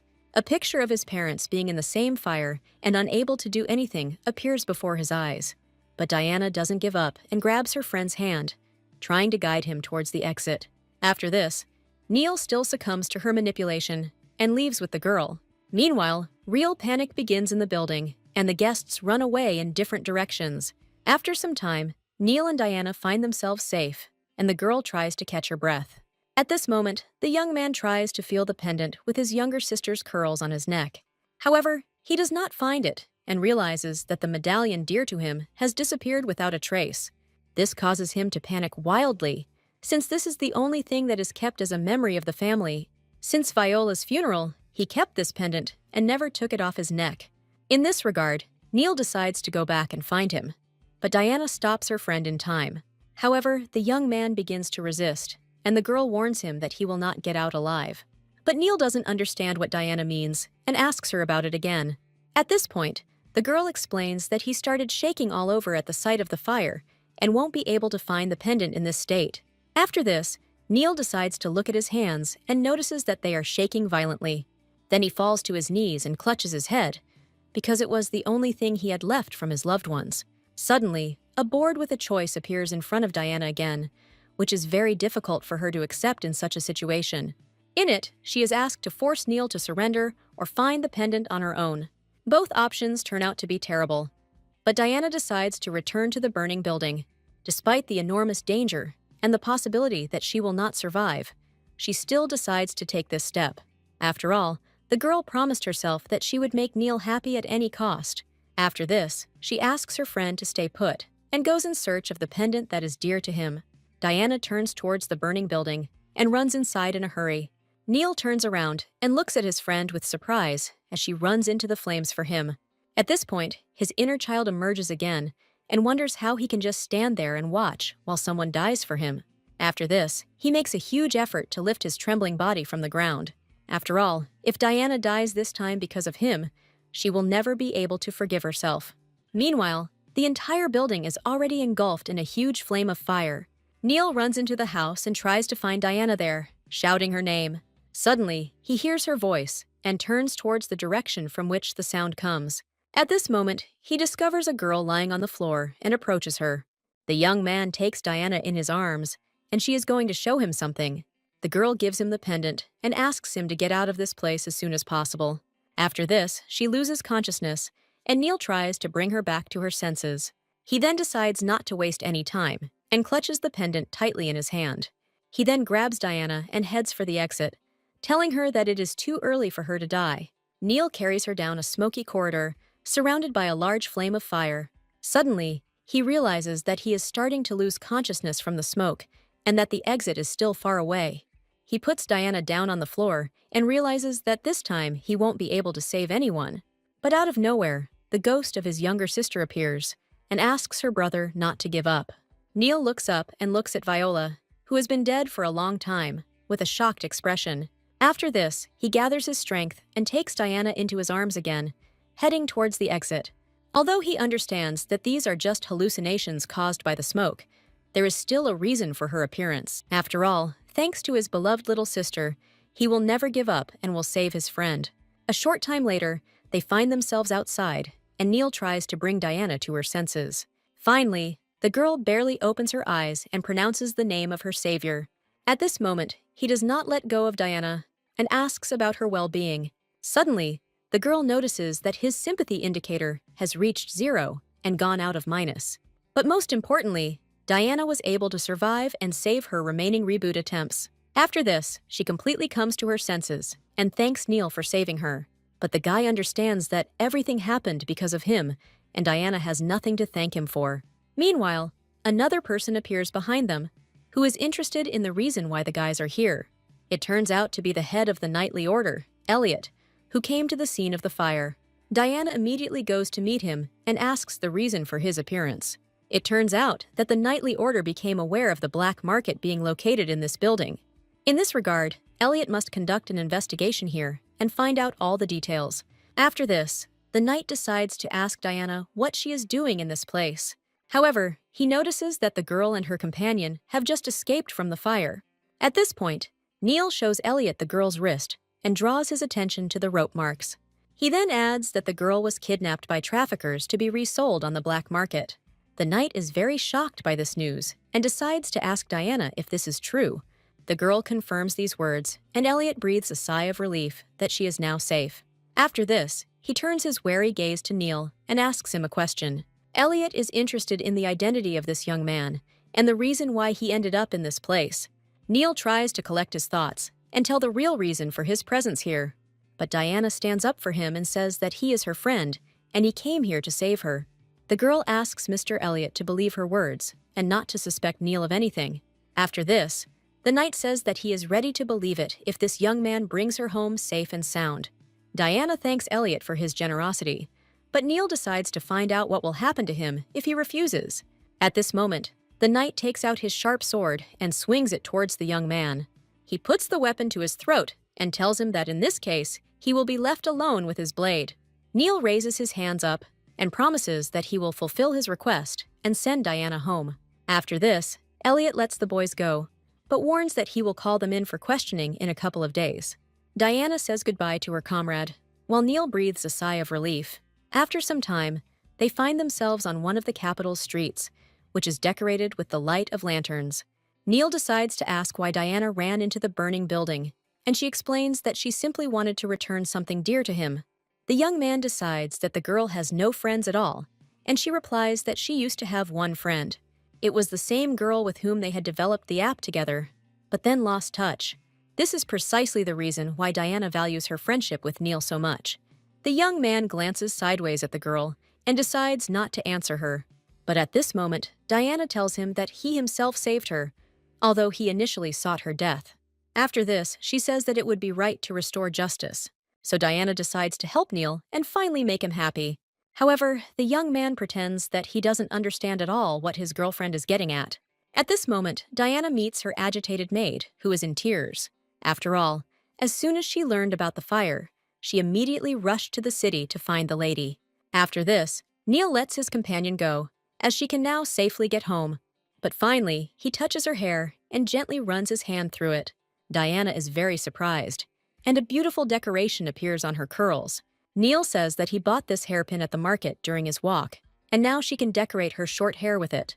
However, the girl is somewhat confused, as after his purchase, Neil was going to sell her. After her words, Neil admits that he acted stupidly, and his sympathy level reaches 6%. However, he is glad that everything ended this way, and he was able to give this hairpin to his girlfriend. He then asks to accept this gift as an apology, and Diana agrees. At this point, she adds that she will really treasure the gift from her friend. After this, the girl gets into the carriage and leaves Neil alone in the middle of a deserted street. The young man says goodbye to Diana and says that he will look forward to their next meeting. The girl looks out the window one last time and reciprocates her friend's feelings. Immediately after their farewell, the carriage sets off and takes Diana home. After seeing his friend off, Neil turns around and heads towards his house. He walks slowly down the capital street and puts one hand in his pocket. At this moment, he feels something unusual there and takes out this object. In his palm appears the very flower that Diana gave him during their meeting at the fountain. She then praised Neil for a great show and greeted him warmly. In connection with this, the young man understands that he did save this flower that time. After Viola's death, only her dead face remained in his memory, but other memories still surface. For example, how his little sister gave him exactly the same flower after his tricks. She liked them very much and thanked her brother for showing them to her. Viola held the flower in her little hands and handed it to Neil with all her heart. And now exactly the same plant lies in the palms of the young man and reminds him of a loved one. Finally, he can remember not only her dead face, but also her bright smile. After this, he decides to keep this flower and puts it in the inside pocket of his jacket. Neil then puts his hands behind his head and thinks about what trick he will show Diana next. Meanwhile, it is already dark at the Hartfield mansion, and Diana is just returning home. Ryan meets her with all severity, since the girl violated all temporary agreements. Diana asks her brother to forgive her, since she is already home and everything is fine with her. But suddenly, Ryan feels even more surprised as he looks closely at his little sister. He notices her indecent appearance, and Diana explains that she ended up on the black market. After this, she tells him the details of the whole story, and Ryan faints. A new day dawns, and it would seem that there is no trace left of the terrible events of the past. Diana, meanwhile, is in the garden, and wearing the very same hairpin that Neil gave her. The girl waters the flowers and thinks that she was able to defeat her friend after all. Now, all she has to do is increase the favor of her remaining two love interests. At this moment, Dorothy appears next to her, praising her mistress for her beautiful singing. Diana thanks her for the compliment and explains that she had been humming the melody without realizing it. The Duke's daughter was previously extremely illiterate until she came into the Hartfield family, but she loved to sing, especially when it came to songs with a guitar. Since then, one melody in another language has been spinning in her head. Suddenly, Ryan appears next to her and asks if Diana regrets her reckless act. After this, he switches to the poor maid who left her mistress unattended. The whole matter was further aggravated by the fact that the knights personally came to the mansion to interrogate Diana. The girl understands that she has caused a lot of trouble and decides to apologize to her brother once again. However, this led Ryan's father to learn that he was involved in creating an alibi for Diana. As a result, they were both placed under house arrest for a whole week as punishment. All this time, Ryan was unable to take care of his garden, and now this place has turned into a real nightmare. Diana sincerely repents for setting up her brother and offers him her help. She doesn't know if she will be able to atone for her guilt, so she gives her brother a bag of seeds. Diana managed to buy them when she went to the capital for interrogation by the head of the knightly order. Ryan takes the bag in his hands and pours some of the seeds onto his hand, wondering about his sister's choice. The girl explains her actions by the fact that after a recent incident, one part of the garden burned down. Although she doesn't know whether she chose the right variety or not, Diana just wants to please her brother. But Ryan doesn't answer and continues to silently examine the seeds given to him. Diana sees his confusion and suggests that they just throw them away, but the younger brother decides to keep the gift.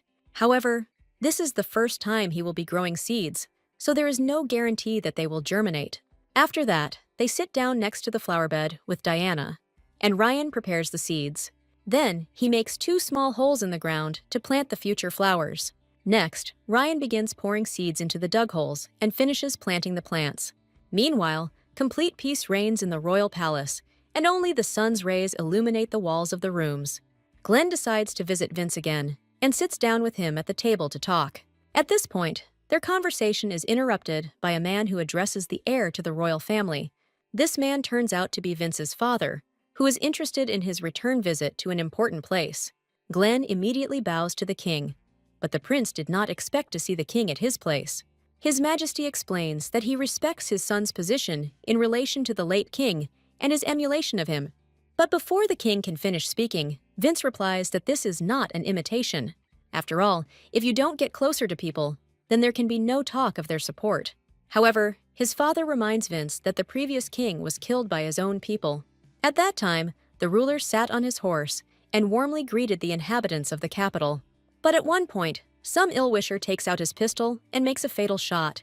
However, Vince does not think that the method of oppressing people is good, so he follows in the footsteps of the previous king. However, his father explains that the monarchy must continue to demonstrate to the people the authority of those at the top. But Vince continues to insist on his own and reports that the repressions will lead to the emergence of an anti-monarchist ideology among the population.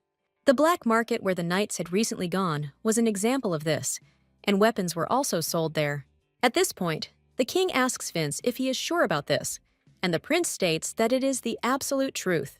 After this, His Majesty begins to feel displeased that such things were being done right under his nose. Vince then adds that gun control to prevent rebellion is pointless. After these words, the king turns around and declares that it would be better not to take any action. Vince is very hurt by this decision and calls his father a coward. At this point, the heir to the royal family decides to leave, but his father informs him that the conversation is not over yet. Vince turns his head towards the ruler and explains that it is now time for the test and he needs to go. After this, he heads towards the exit of the room and slams the door behind him. After some time, Vince gets into a carriage, which he uses to set off on important royal business. All this time, he thinks about his last conversation with his father, who was never able to understand him. But Vince's position is explained by the fact that some anti-monarchy groups are seeking to establish a parliament, which could lead to unrest. In this regard, he plans to become king as quickly as possible and create an ideal country. However, the existing foundation is still not sufficient to change the ruler. The situation is further complicated by the fact that Vince does not have a fiancée who could strengthen his position in society. At this point, his thoughts are abruptly interrupted as the helmsman of the carriage announces that they have arrived at their destination. Vince goes outside and is faced with a multitude of small orphan children. Meanwhile, a letter from the royal palace arrives in the Duchy of Hartfield. The head of the family opens the envelope and carefully reads the contents of this message. After this, the Duke decides that the contents of the letter could be an excellent opportunity for their family to strengthen their position. After some time, the head of the family tells his children that he has received invitations to the ball. The event will take place at the royal palace, and Diana will make her debut there. However, no one expected such an honor for the villain, and Glenn and his sister show very surprised faces. The father notices their bewilderment, but Diana promises that she will try to do everything possible for a successful debut. At this moment, she realizes that in this way, she will be able to meet Vincent in the palace and lure him to her side. After some time, Glenn goes to his father's office and tries to find out the reason why he wants to arrange Diana's marriage to Vincent. Although the girl is not considered a bargaining chip, it will still be good if she receives the status of His Highness's bride. After this, the head of the family recalls Diana's education and adds that she has impeccable etiquette. The only problem that remains is its origin, but nothing can be done about it. At this moment, Glenn hits the table and demands that his father stop joking like that, because he can't laugh at other people's fates. A strong rage appears in his eyes, and the young man declares that he and other people are not his father's toys. But the head of the family asks his son to be careful with such expressions, since he simply works for his family. However, Glenn does not calm down and continues to show a rebellious spirit, considering all these words to be a lie. After all, the Duke's goal is to completely control this country from behind the scenes. After this, Glenn states that in that case, they should set some conditions on his father's venture. Meanwhile, Diana and Ryan head out into the garden to appreciate the fruits of their labor. The flowers that grew from the seeds have already blossomed, and they both enjoy seeing how the garden is gradually changing. Now, Diana understands why her younger half-brother loves this place so much. At this point, she notices that Ryan's affection stat has already reached 16%. After this, Diana takes the watering can into her hands and invites her brother to water the remaining flowers.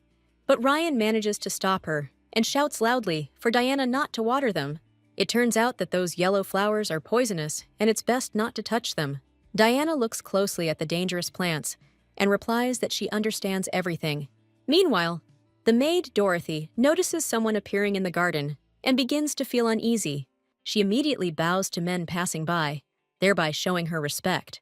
At this point, Ryan and Diana turn towards the garden guests and feel some confusion. The whole point is that Glenn and his father appear next to him, who asks his youngest son not to do this business and to entrust everything to the gardener. But Ryan decides to change the subject and asks the Duke what he might need. To this, the head of the family replies that Glenn warned him about the concerns regarding the royal banquet.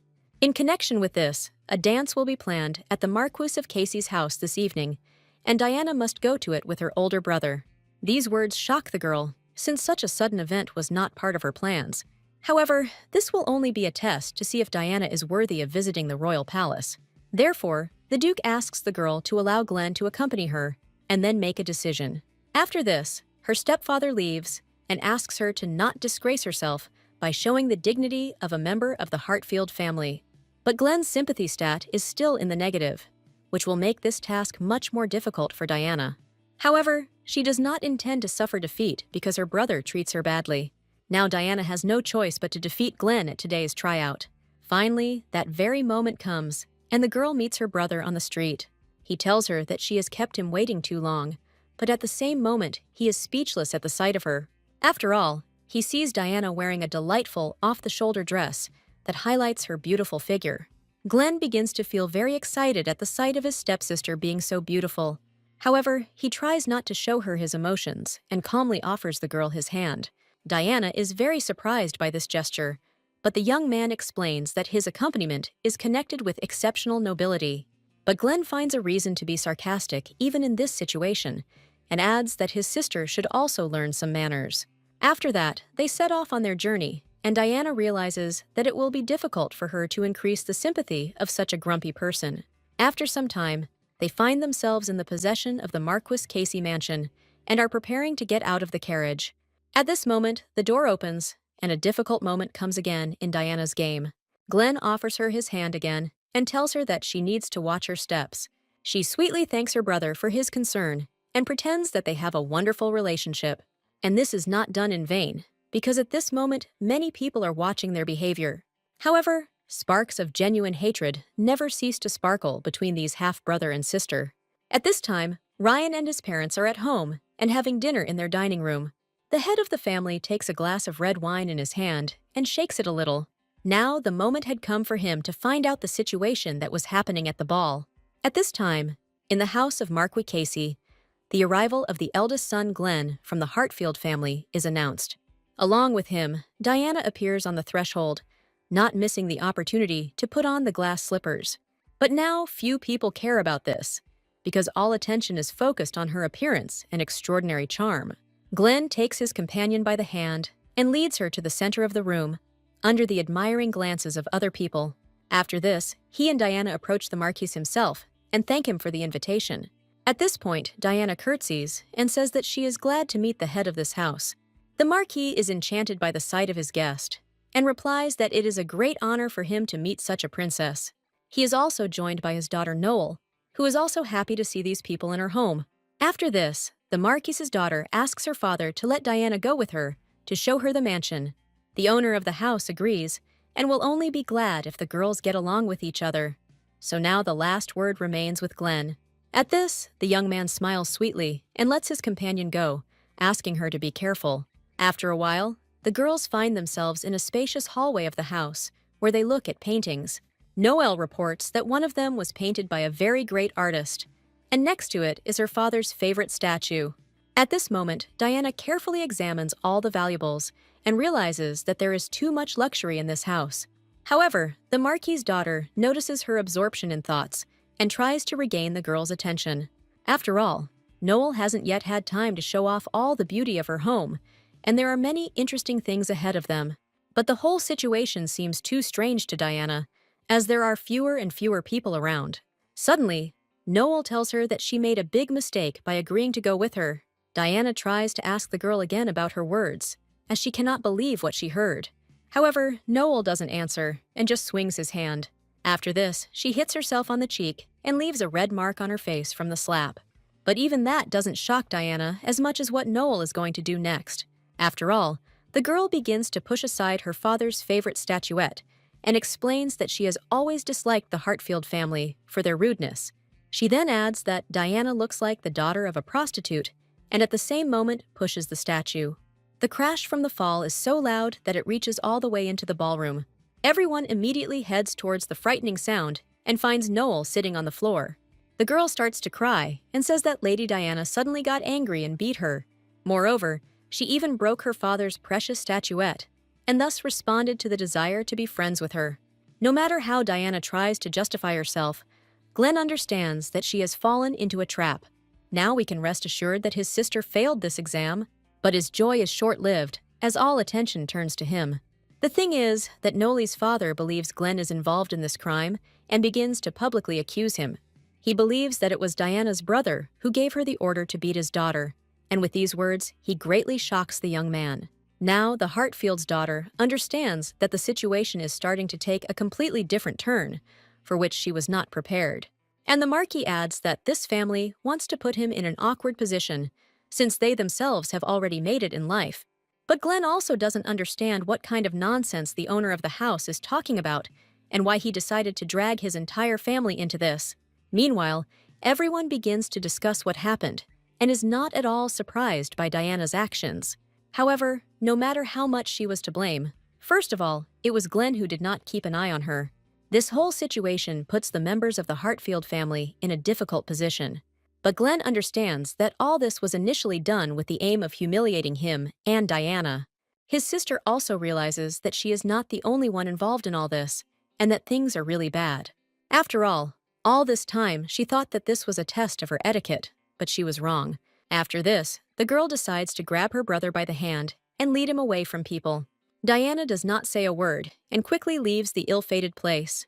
At this point, Glenn states that their escape will only make things worse, and they shouldn't have done it. However, his sister explains that she is not the only one involved in this check. The whole point is that now everyone will be watching how they deal with this problem. After her words, Glenn understands that his father decided to test him, and this makes him very angry. While he clutches his head because Diana screwed up, a board with a choice appears in front of her. Now she no longer hears her brother's words, and thinks only about whether she should start blaming others or apologizing. At that very moment, she decides to start cooperating with Glenn and ask for forgiveness. However, she notices something strange in his behavior, and her facial expression changes dramatically. The thing is that her brother's face became too serious, and his gaze grew cold. After this, Glenn reports that collaborating with Diana is the worst thing that can happen. At that moment, he raises his hand to her and pushes the girl in the chest. Diana flies over the railing and begins to rapidly fly down from a great height. Everything happens so quickly that the girl doesn't even have time to realize anything. Meanwhile, Glenn calmly approaches the railing and looks down carefully. However, Diana cannot let this whole situation end so badly. But it's too late to do anything, since Glenn has done the worst thing that could happen. Diana's lifeless body lies on the floor of the house, where she was just betrayed by a member of her family. After this, her brother decides to calmly go downstairs to approach the girl. At this moment, a large number of people run to this place together with the owner of the house. They notice a situation where Glenn is leaning over his sister's body, grieving over the fact that she decided to kill herself. But Diana can no longer answer anything and somehow restore the lost justice. After this, all the people go down to Glenn and ask him to explain what happened here. He replies that Diana was innocent, but during the incident, no one wanted to listen to her. And since this situation hurt the pride of the Hartfield family, the girl decided to jump down. At this point, one of the girls states that, in her opinion, it was not worth blaming Mrs. Diana like that. These words greatly surprise Noel, and she tries to understand what the guest means. But the whole crowd of people has already turned against the Casey family and demands that the Marcus answer for this incident. At this point, the owner of the house decides to somehow resolve the conflict and asks everyone to calm down. Meanwhile, Diana continues to lie on the floor and hears every word said. She can also clearly see her stepbrother smirk, but she can't even move her lips. After this, she realizes that this situation is not even worth going through a life crisis. At that very second, time begins to rewind again and resets Diana to the starting point. The girl wakes up in her room and sees that the clock shows exactly midnight.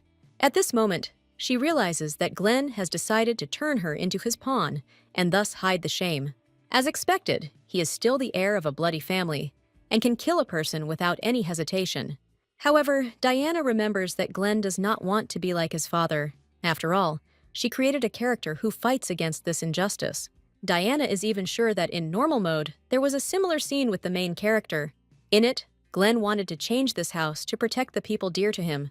After this, the girl remembers the moment where her brother is next to his mother and newborn Ryan. His mother carefully takes the bundle containing the baby and hands it to Glenn. Although he was still little then, he loved his recently born brother with all his heart. After Ryan is in Glenn's arms, his face begins to glow with unusual joy. Even his mother notices this and explains that the baby looks very happy in his older brother's arms. A special bond is formed between them that cannot be destroyed by anything. And when Ryan grew up a little, he never stopped running after Glenn and rejoicing at his appearance. In one such situation, his older brother asked him not to run along the corridors of the house because it was unsafe. At that very moment, Ryan stumbles and falls to the floor, confirming Glenn's words. However, the young man understands that things are much worse, and his face changes dramatically. The thing is that his younger brother was a very sickly child when he was a child. And after this situation, Ryan became very ill and even took to bed, where his mother looked after him. At that moment, Glenn was very worried about his brother, and his mother asked him to get some sleep. But he can't leave Ryan because he can't cope with this anxiety. However, his mother warns him that his younger brother will be very sad if Glenn gets sick too. After these words, he decides to listen to his mother and goes to his room through the large hall of the house. At this moment, he hears the voice of his father and the doctor, who are talking about something. Glenn decides to eavesdrop on their conversation and begins to quietly watch them through the half-open door.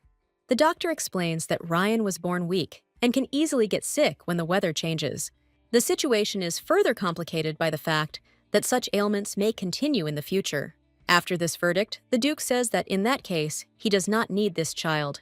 Glenn hears all these words perfectly well and begins to experience incredible horror. And his father also adds that Ryan is just a spare, and with such a weak body, he is useless. The doctor understands perfectly well what the head of the Heartfields is getting at, and asks to be given the opportunity to take care of everything. He suggests poisoning the child and making it look like he himself is dying from the disease. Glenn begins to experience even more shock as he realizes that his beloved brother is about to be killed. After this, he decides not to hesitate and quickly runs through the corridors of his house. At one point, the young man stops and tries to understand what he should do now. Suddenly, his mother appears behind him, asking him to go to bed early. But now it's night, and she doesn't understand what her son is doing in the hall at such a late hour. At this moment, he turns to her with his upset face and tries to ask the main question. Meanwhile, outside the mansion, everything is calm, as if there are no problems inside this house. But the mother sees her child's great fear and is ready to listen to him attentively. After this, Glenn asks if Ryan is really going to be killed. To this, Mom replies that she won't allow this to happen and will definitely come up with something. She asks her son to calm down and not worry about this anymore. After this, the whole family goes to bed while the bright moon shines in the sky. The next morning, Mom and Glenn go to Ryan's room and sit by his bed. At this moment, a doctor comes in and tells them that it is time to take their medication. The mother notices a flask of liquid on his tray and realizes that this must kill her son. After this, she takes this poison into her hands, and the doctor does not have time to react to it. She then brings this deadly liquid to her mouth and begins to drink it. Drop by drop, the poison penetrates her body, and almost nothing remains inside the flask. Meanwhile, the doctor's facial expression changes dramatically and begins to show severe shock. Glenn also experiences an extraordinary horror as he realizes that his mother drank poison. After this, the flask falls from the mother's hands and begins to fall down, leaving drops of deadly liquid on the hem of her dress. The girl herself falls after her, leaving her lifeless body and traces of broken glass on the floor. At this moment, servants burst into the room and see a terrifying picture before them. They understand that the owner of the house was poisoned, but the doctor tries in every way to justify himself and says that some kind of mistake occurred. Suddenly, the Duke appears on the scene and demands that this noise stop. There is absolute calm and composure on his face, as well as disappointment from the whole situation. After his appearance, the head of the family says that he regrets trusting the doctor's medical skills. Without saying another word, he asks for the man to be taken away, and the servants immediately comply with his request. After this, Glenn learned that the doctor had committed suicide in his own cell, but he did not believe that he had left life voluntarily. The young man is sure that his father killed him to silence him forever and not reveal the truth. Fortunately, after some time, his mother comes to her senses and asks Glenn for forgiveness. But her son is only interested in the answer to the question of why she took Ryan's medicine. After this, she pauses for a moment and thinks seriously about something. Then the mother reports that after the news of Ryan's planned poisoning, this medicine seemed suspicious to her, and she drank it. After all, the only way to find out everything was to test it on yourself. And since the incident will now be on everyone's lips, it will be difficult for the poisoner to get close to Ryan. Suddenly, Mother starts coughing, and Glenn is seriously worried about her condition, but she tells him that she is fine, and that after a little rest, she will be able to recover quickly. After this, she extends her hands forward and asks Glenn to come to her. At this moment, the mother hugs her son tightly, which he did not expect at all. She then asks Glenn to take care of his little brother for her. After some time, his mother dies, never having coped with the consequences of the poisoning. Glenn and Ryan stand at her grave and cannot believe that their mother is no longer with them. Her eldest son remembers his mother's words that she should get better. At this point, Ryan starts to cry heavily because he doesn't understand the reason for his mother's death. Now Glenn feels very sorry for his brother because he dragged his mother into this whole situation.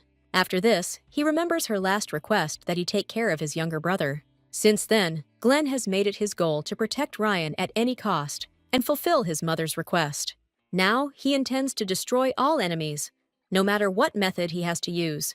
At this moment, Diana returns to reality, as she remembered everything about this character. This is the exact story she came up with for Glenn when she was involved in creating this game. But now, if she chooses the second option, she will face a deadly outcome. However, she still hasn't found any clues, so she needs to start looking for them. Meanwhile, it is deep night in the mansion, and everyone is already asleep. So Diana quietly goes to one of the rooms of the house. She goes into the library and takes a lit candle with her to find the information she needs. The girl opens one of the books and carefully reads what is written in it. One of the pages depicts the very same poisonous flower that she recently saw in the garden. At that moment, Ryan forbade his sister to touch him, as it was very dangerous. After this, the evening of the ball arrives, and Diana gets into the carriage and goes to the Marquise's house. She decides that she needs to talk to Glenn about everything before the event starts. At this moment, she focuses her gaze on her brother and chooses the right words.